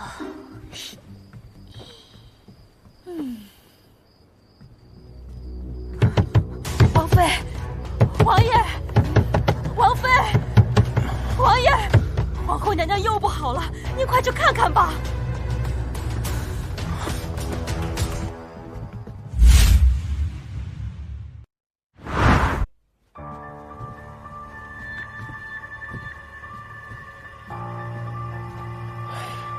楚王妃，你不是说皇后的病情已经无碍了吗？这又是怎么回事啊？前些天，皇后娘娘的病已经有所好转，如今却反而更严重。莫不是姐姐贪功冒进，给娘娘用了虎狼之药，这才掏空了娘娘的身子？父皇，母后这症状像是中毒。中毒？一派胡言！母后好端端的，怎么会中毒？依本王看，就是你医术不精，治坏了母后。皇后宫中哪儿来的毒药？这件事情确实蹊跷，还请父皇让我仔细查看一下，我找到病因才好对症下药啊。父皇万万不可信他，什么中毒？我看就是你为了脱罪找的借口。因为姐姐的治疗，母后如今生死未卜，断不可再有任何审视了。父皇，母后的病情延误不得，既然她言之凿凿，您不如再给她一次机会。她是你的王妃，她治坏了母后，你也难逃其责。如果当真是她的问题，本王第一个饶不了她。不过，现在事情还尚未分明，三哥就急着给她定罪，难道心中有鬼？我心中有鬼？你胡说！难道不是？都给朕住嘴！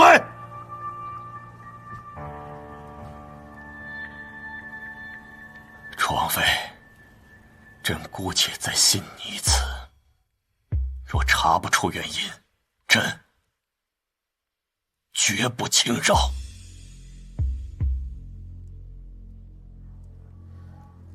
我想要检查一下昨晚母后的衣饮饮食。皇后娘娘昨晚只进了一些八宝糕和汤药，要是老奴亲手煎的，绝对没问题。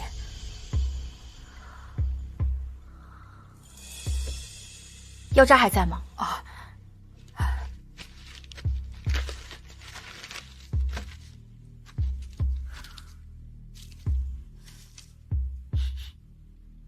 可有什么问题？这药渣和八宝糕都没有毒。够了，别再浪费时间了。就是你胡乱医治，害了母后。来人，给朕把楚王妃拿下！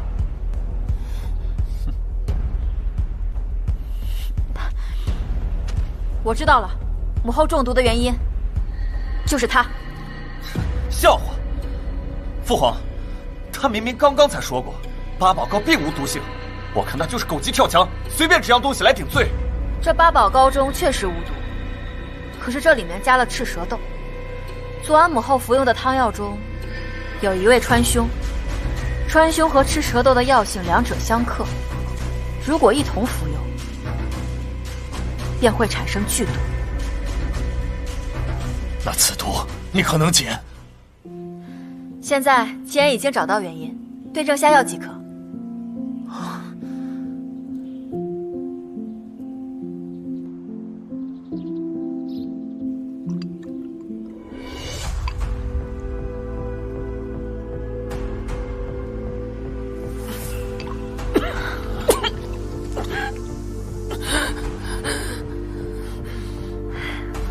太好了，毒血全部都吐出来了，应该是没有什么大事了。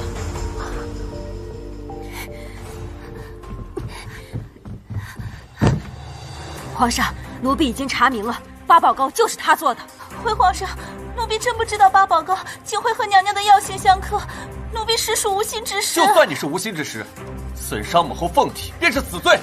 来人，把他拖下去，乱棍打死！皇上饶命！王爷饶命！王爷饶命！哎，皇上饶命！等一下，平常的八宝糕中不会用到赤蛇豆，而且赤蛇豆属于狐药，在大凤都极为少见，所以这件事情根本就不是巧合。朕问你，为什么要这么做？你这个贱婢，竟敢故意毒害母后！父皇，儿臣觉得理应将她立刻拖下去，乱棍打死。她只是一个小小的宫女，怎么可能会懂得狐药混毒这种方法？燕王殿下这么着急就把她发落，难不成是因为你自己做贼心虚？你胡说，本王才没有。是谁指使你这么做的？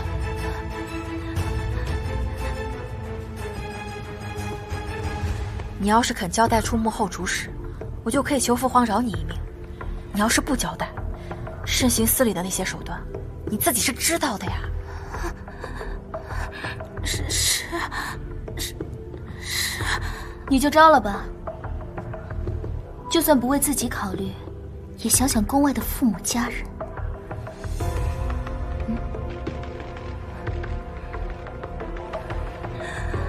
没有人指使奴婢，就是奴婢自己的主意。好，真的要看看是慎刑司的刑具硬，还是你这个贱婢的骨头硬。拖下去。是。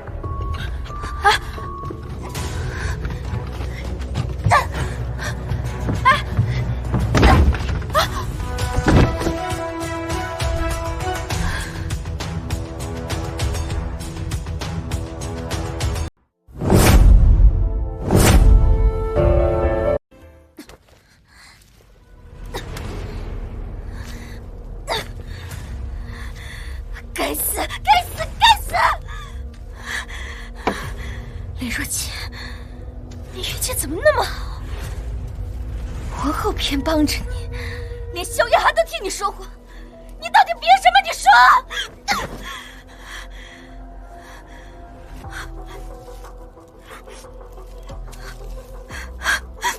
夜寒哥哥，你不是最爱月下吗？你是不是不要月下？不，我不允许！你这辈子只能爱我一个，听到了没有？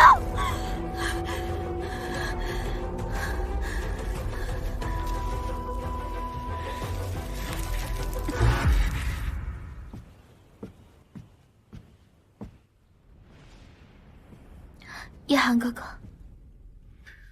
月溪，你怎么来了？月溪是来给姐姐道歉的。怎么回事？这次皇后娘娘生病，月溪不知姐姐会医术，因为担心娘娘凤体受损，对姐姐颇有微词，简直惭愧。你不必自责。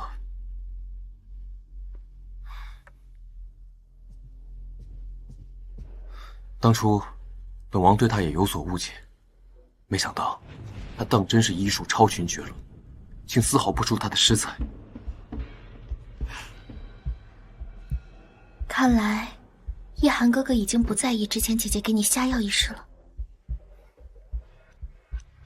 从他救了母后的举动来看，他的确是医者仁心，并非下作之人。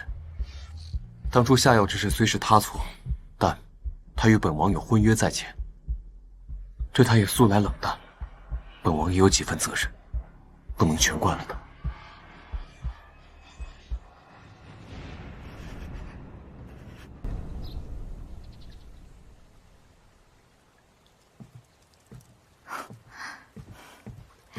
姐姐，没想到你在这儿啊！妹妹找的你好辛苦啊！你这又是准备憋什么坏水了？姐姐这是说的什么话？月溪是来给姐姐道歉的。道歉？我可受不起。林妹妹，你好手段呀！柳依依、小桃，竟然都是你的棋子，任你摆。就连我大姐林锦心，给我下的黑珠草之毒，竟然也是出自你手。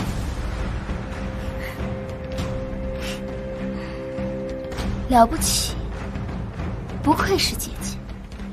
没想到我做的这些都被你查出来了。对，都是我做的。那又怎么样呢？你是准备去夜寒哥哥那儿告发我？你猜他是会更信你，还是信我？我既能查到你一次，我就能查到你更多的证据。你别嚣张，早晚有一天，我会在所有人面前揭开你的真面目。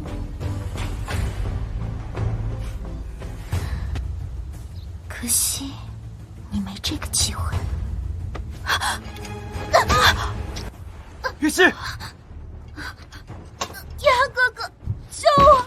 李月希，你疯了！快让我看看。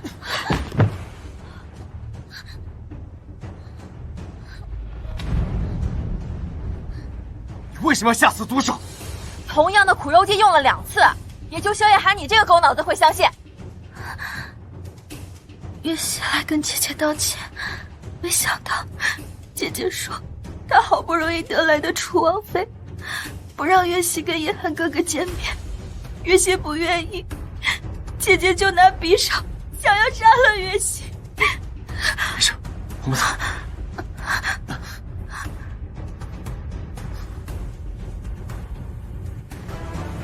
本王原本以为对你有所误会，没想到你就是这么阴险恶毒。李若晴，你太让本王失望了。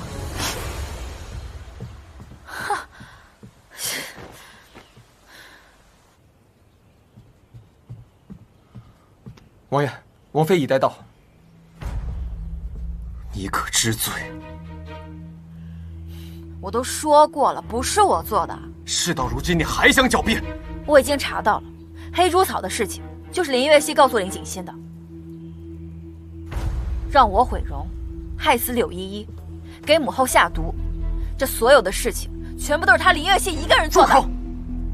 李月熙差点就没命了，你还要污蔑他，简直罪恶至极。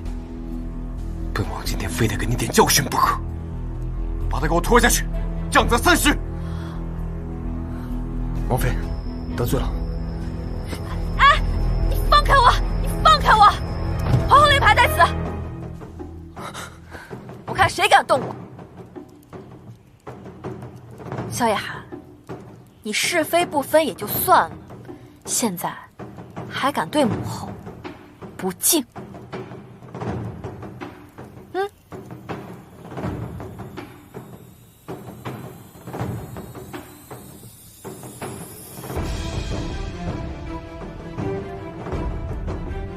就算你有母后的令牌，本王奈何不了你。但从今以后，你我之间再无半点情分。王爷，您这就说笑了。你我本就是奉旨成婚，何来的情分可言？既然你这么不相信我，干脆从现在咱俩就一拍两散。好。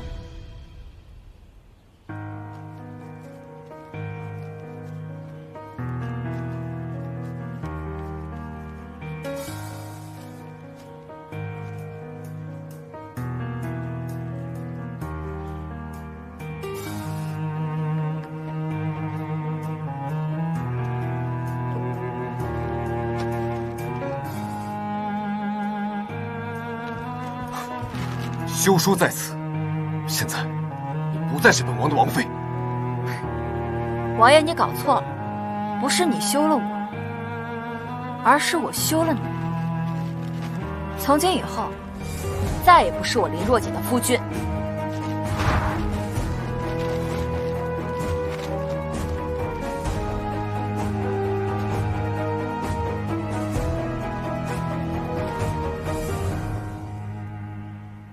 小姐，你好不容易嫁给楚王，真要走啊？走，像这种眼盲心瞎的男人，越早离开越好。但从今以后，小姐你无依无靠的，那日子该怎么过呀？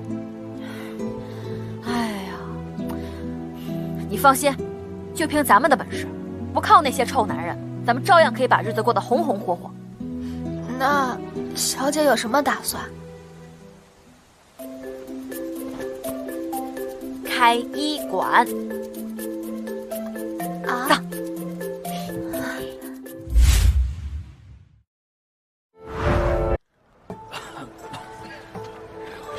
这京城这么多家医馆，大家何必在此苦等？换一家不就得了？这家医馆的林大夫不仅医术好，收费还低，咱们等再久也情愿，是吗？对。大娘，你按照这个药方，每日3次，你这风寒咳嗽的症状就能缓解了。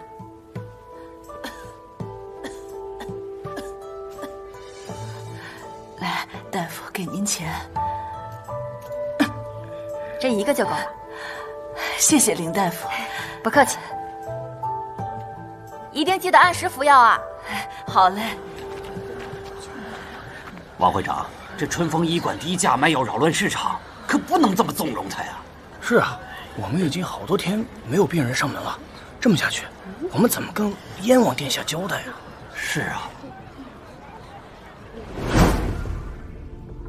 近日，京城医师行会收入一落千丈，竟然连往日的30%都不到。房宝山，你好大的胆子，连本王的银子都敢贪！冤枉殿下！医师行会是殿下的产业，你就给小人10个胆子，小人也不敢贪殿下的钱呢。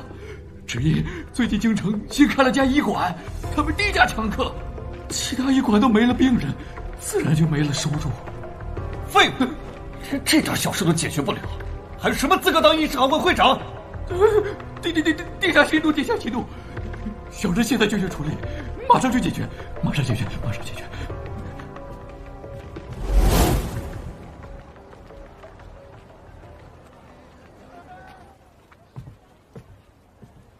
你就是新来的大夫？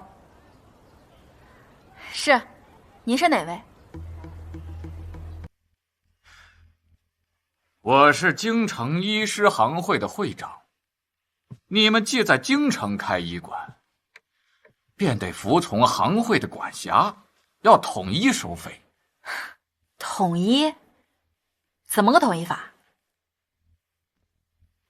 诊费最低1000银子，药费另算。这么贵？那你让外面那些穷苦老百姓拿什么钱治病？这不用你操心，有咱们行会在，所有医馆都是一个价，他们看不起也得看。每年你只需交医馆的30%收入，缴纳会费，就能获得高额的收益。怎么样？你们只顾自己的利益，不顾老百姓的死活，简直就是行业败类。现在还想拉我入伙，别做梦！敬酒不吃吃罚酒，敢和行会作对，我看你在京城如何立足！哼！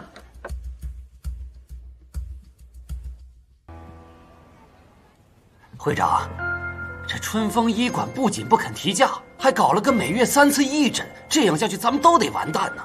你得想想办法呀！是啊，一个没根基、没背景的小医馆，敢和行会作对，我定要给他点颜色瞧瞧。世子，世子，参见世子，参见世子！这些废物，吃了你们这么多副药啊，半点效果都没有，还开什么医馆啊？给我砸！世子息怒，您这病连宫中太医都没办法，草民们更是无能为力，还望世子见谅啊！不谅你个头啊！本世子要是死了，你们几个也都得陪葬！哎呀，哎呀，疼死本世子了！草民有一主意，听闻春风医馆的林大夫自诩是医仙下凡，而且还扬言全天下没有他治不好的病。世子大可前去试一试。还等什么？赶紧带本世子过去。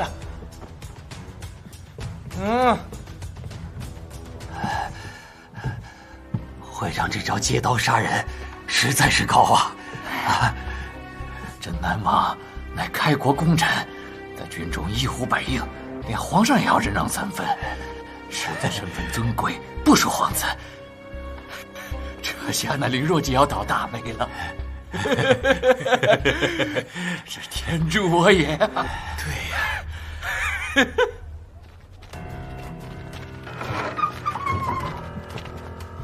神医的，给本世子出来，要死人了！来，这边坐吧。奶奶的，开什么玩笑？本世子要找神医，怎么是个娘们儿啊？看来世子是瞧不起女大夫啊。你女人家懂什么医术啊？还敢在外面大放厥词？来人，给本世子把这医馆给拆了！是。慢着，世子，你是不是下腹疼痛难忍，还有恶心、厌食、呕吐等症状？你怎么知道？难不成你真的会医术？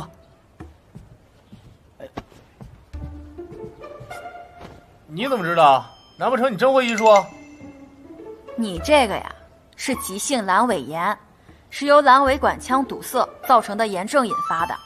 阑尾炎症，这都是些什么东西啊？对啊，都是些什么东西？我都没听过，你这娘们骗鬼呢？给我砸！你没听说过，不代表它就没有啊。我看你这症状也不算是严重，吃点药把炎症消下去就好了。好，那快用药，消炎是吧？消的，伸手。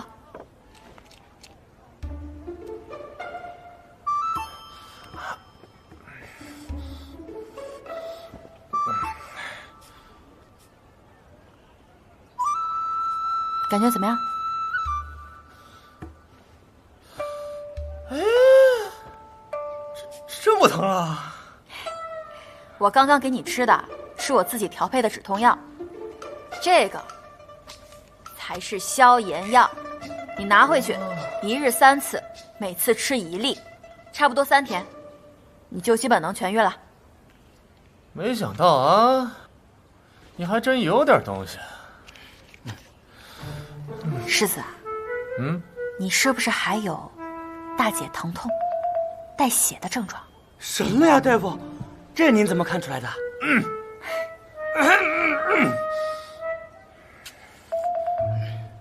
这个你也能治，还消它吗？这个不用消，送你了，早晚各1次，立刻见效。哎！那个不是让你吃的，那个是让你塞下面的。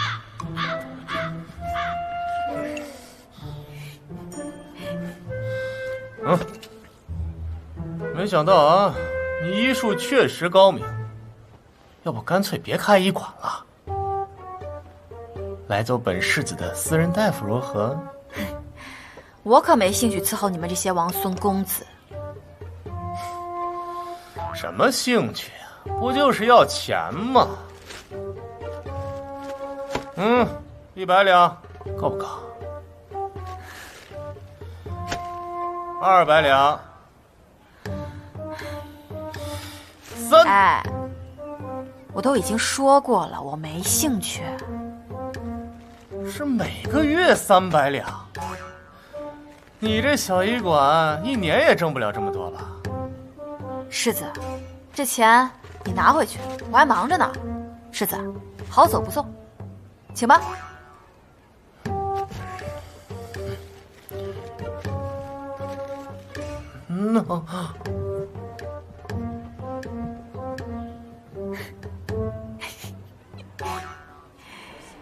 哎呀，世子，这个女大夫完全没有把您放在眼里，要不要我？这世上还真有不爱钱的人，和本世子见过的那些女人都不一样，有点意思。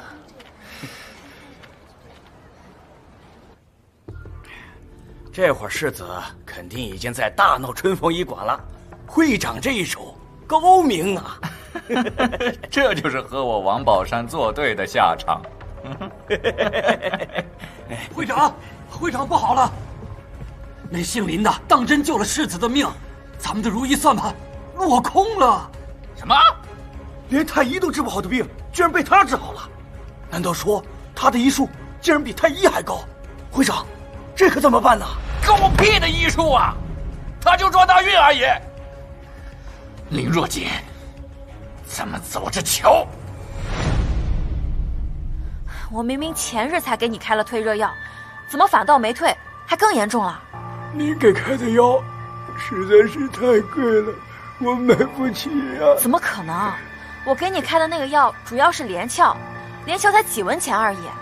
可其他医馆收点1两银子。1两银子？小朱，怎么回事？最近京城流行传染性热病，中招的百姓很多，其他药铺还趁机垄断了连翘的货源，哄抬价格，如今都翻了100倍不止，实在是气人。太过分了！走，找他们去。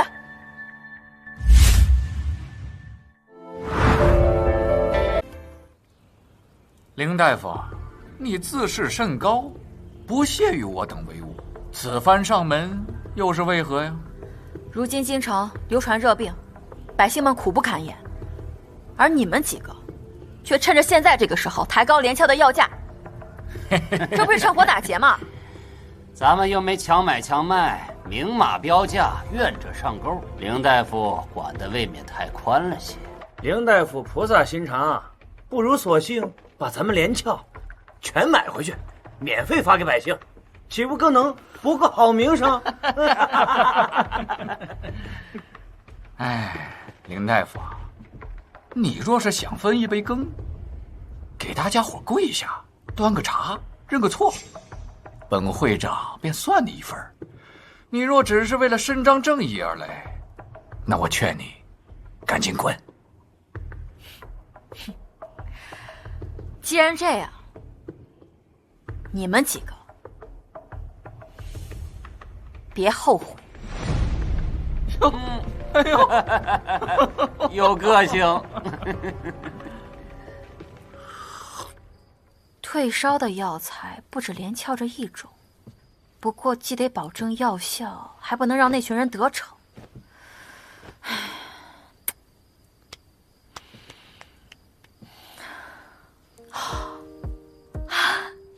想起来了，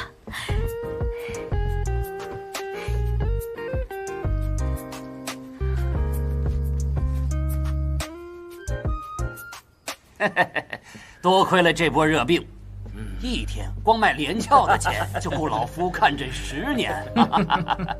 老夫现在就盼着得病的人越来越多，咱们就赚他个盆满钵满。这些日子那姓林的乱来，害得我等门可罗雀。如今咱们终于一雪前耻了。敢和行会作对，就是自寻死路嘛。就是啊。大人们，大事不妙，热病有了新药方，咱们高家屯的这些连翘全都白费了。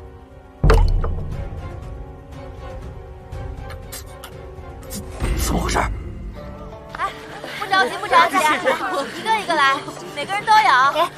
每个人都有啊！给我一个，谢谢谢谢。我跟大家说一下啊，这次这个药方主要成分是金银花，这个金银花在京郊各地你们都能采到，如果有需要的，你们到时候自己采摘就可以了。听到了啊？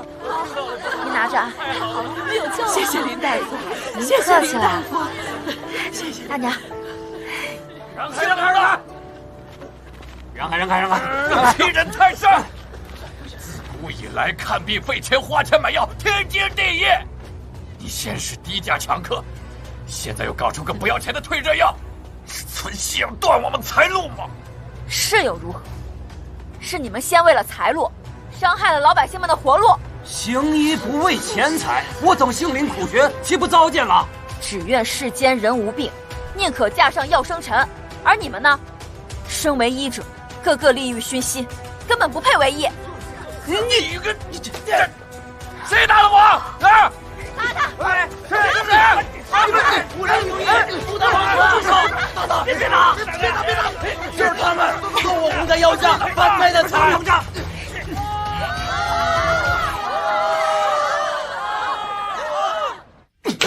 废物！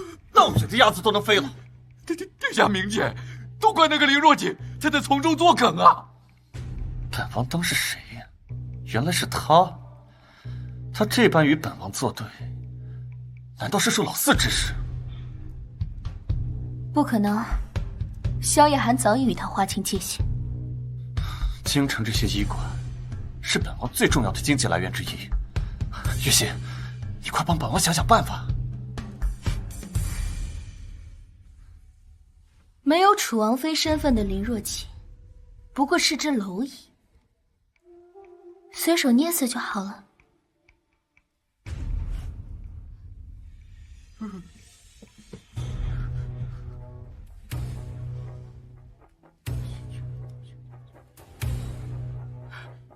是。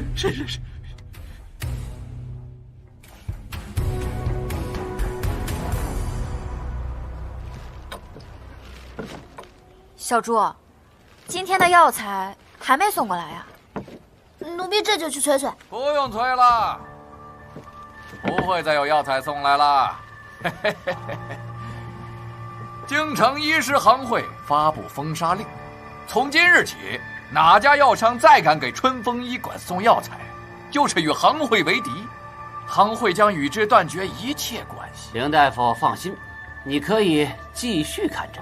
不过，凡是你的方子来咱们这儿买药，价格一律翻10倍。你们太过分了！后悔了吧？晚了，敢得罪行会，那就得付出代价。不就是封杀令吗？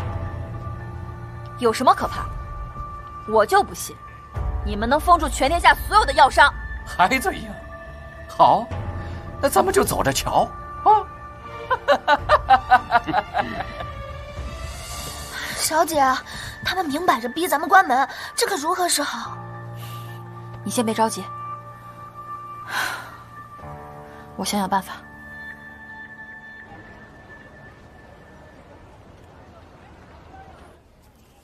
怎么，改主意了？愿意来当本世子的私人大夫了？其实我今日找世子您来，是想要和您谈一笔交易。哦，说来听听。听闻世子的父亲是镇南王，为国戍边，封地在我大凤南疆，那里盛产着各种草药，京城这大半部分的药材生意也是由镇南王府占了大半。我说的没错吧？何止大半，整个京城80%的药材都是我镇南王府负责。本世子一声令下，就能让京城药铺全都破产。怎么，你的医馆被下了封杀令，走投无路，知道想起本世子了？但本世子凭什么要帮你？难道你还想以身相许不成？你不会以为本世子是那种见色眼开之辈吧？没有，世子，我没有那个想法。我不许你这么说。敢于尝试是勇于挑战自我的表现。你以身相许，说不定本世子就答应帮你忙了呢。这个我就不挑战了。不过世子啊，我还有一件更好的事情。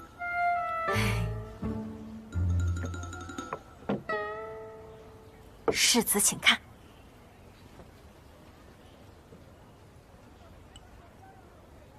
养颜面膜？什么玩意儿？这个可是能让你赚大钱的好东西。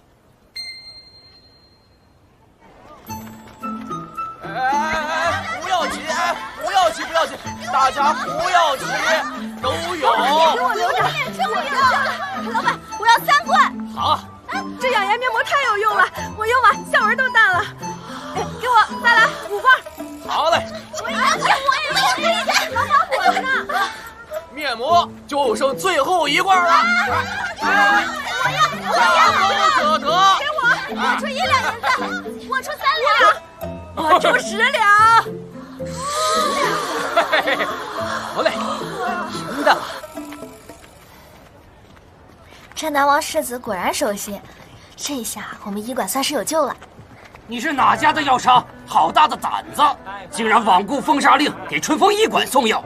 你不怕得罪行会吗？我是行会的会长，识相的赶紧带着你东西滚蛋，不然连你家一块封杀！滚！会长，这个，哎呀，见过世子。你算什么东西啊？也敢在本世子面前造次？睁大你们的狗眼看清楚了，给春风医馆送药材的是我镇南王府，你们谁不服，尽管来找本世子。小妹不敢，小妹不敢。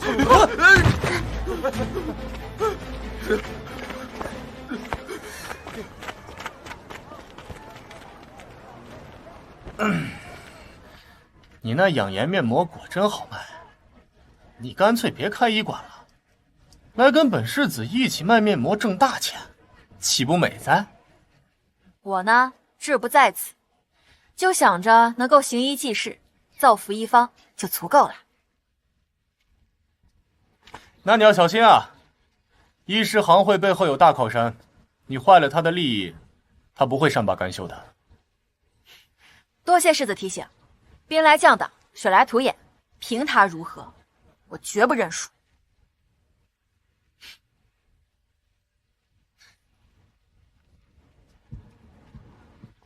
看什么？赶紧干活！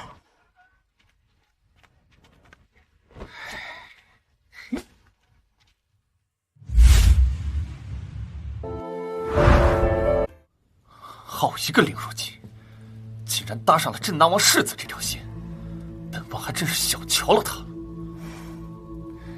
原以为万无一失的封杀令，居然就这么被他躲过去了。就是不知道他与镇南王世子关系有多深。镇南王府势大财多，本王也不好轻易得罪啊。他一个楚王府弃妇，怎么可能入得了世子的眼？这次不过是他有运气罢了。那接下来咱们该怎么办？废了他的医馆，让他死无葬身之地。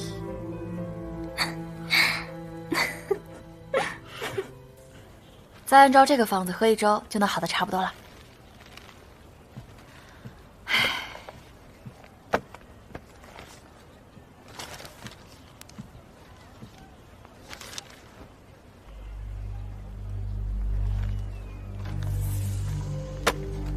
你来干什么？你还真有能耐，刚像狗一样被赶出楚王府，现在竟能开上医馆了。想必没少对镇南王世子摇尾乞怜吧？你要是没事，赶快从我这里滚！我这个医馆只救可救之人，你那颗心早就已经肮脏恶毒，没药可救了。我们医馆不接待。还是这么牙尖嘴利，真可惜啊！我能让你当不成楚王妃，就能让这医馆开不下去。给我走！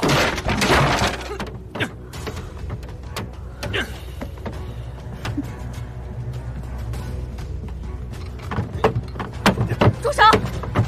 住手！谁让你们砸我招牌的？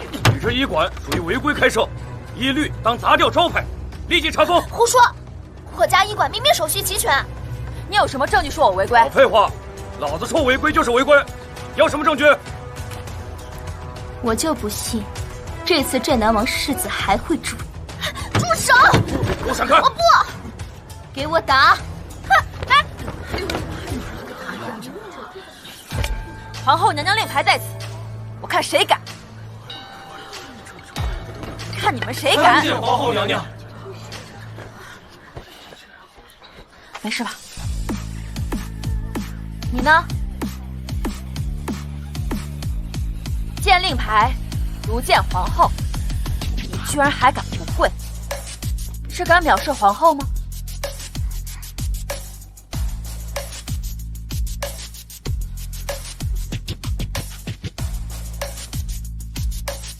现在给我磕头认错！你休想！看来你是想当众藐视皇后啊！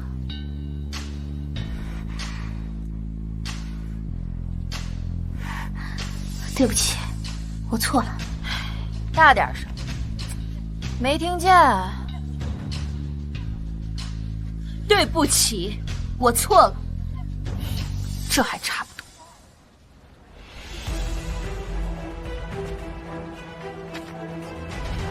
今日下跪之辱，我记下了。那我劝你最好牢牢记住，今日我能让你跪1次，日后我便能让你跪10次、100次。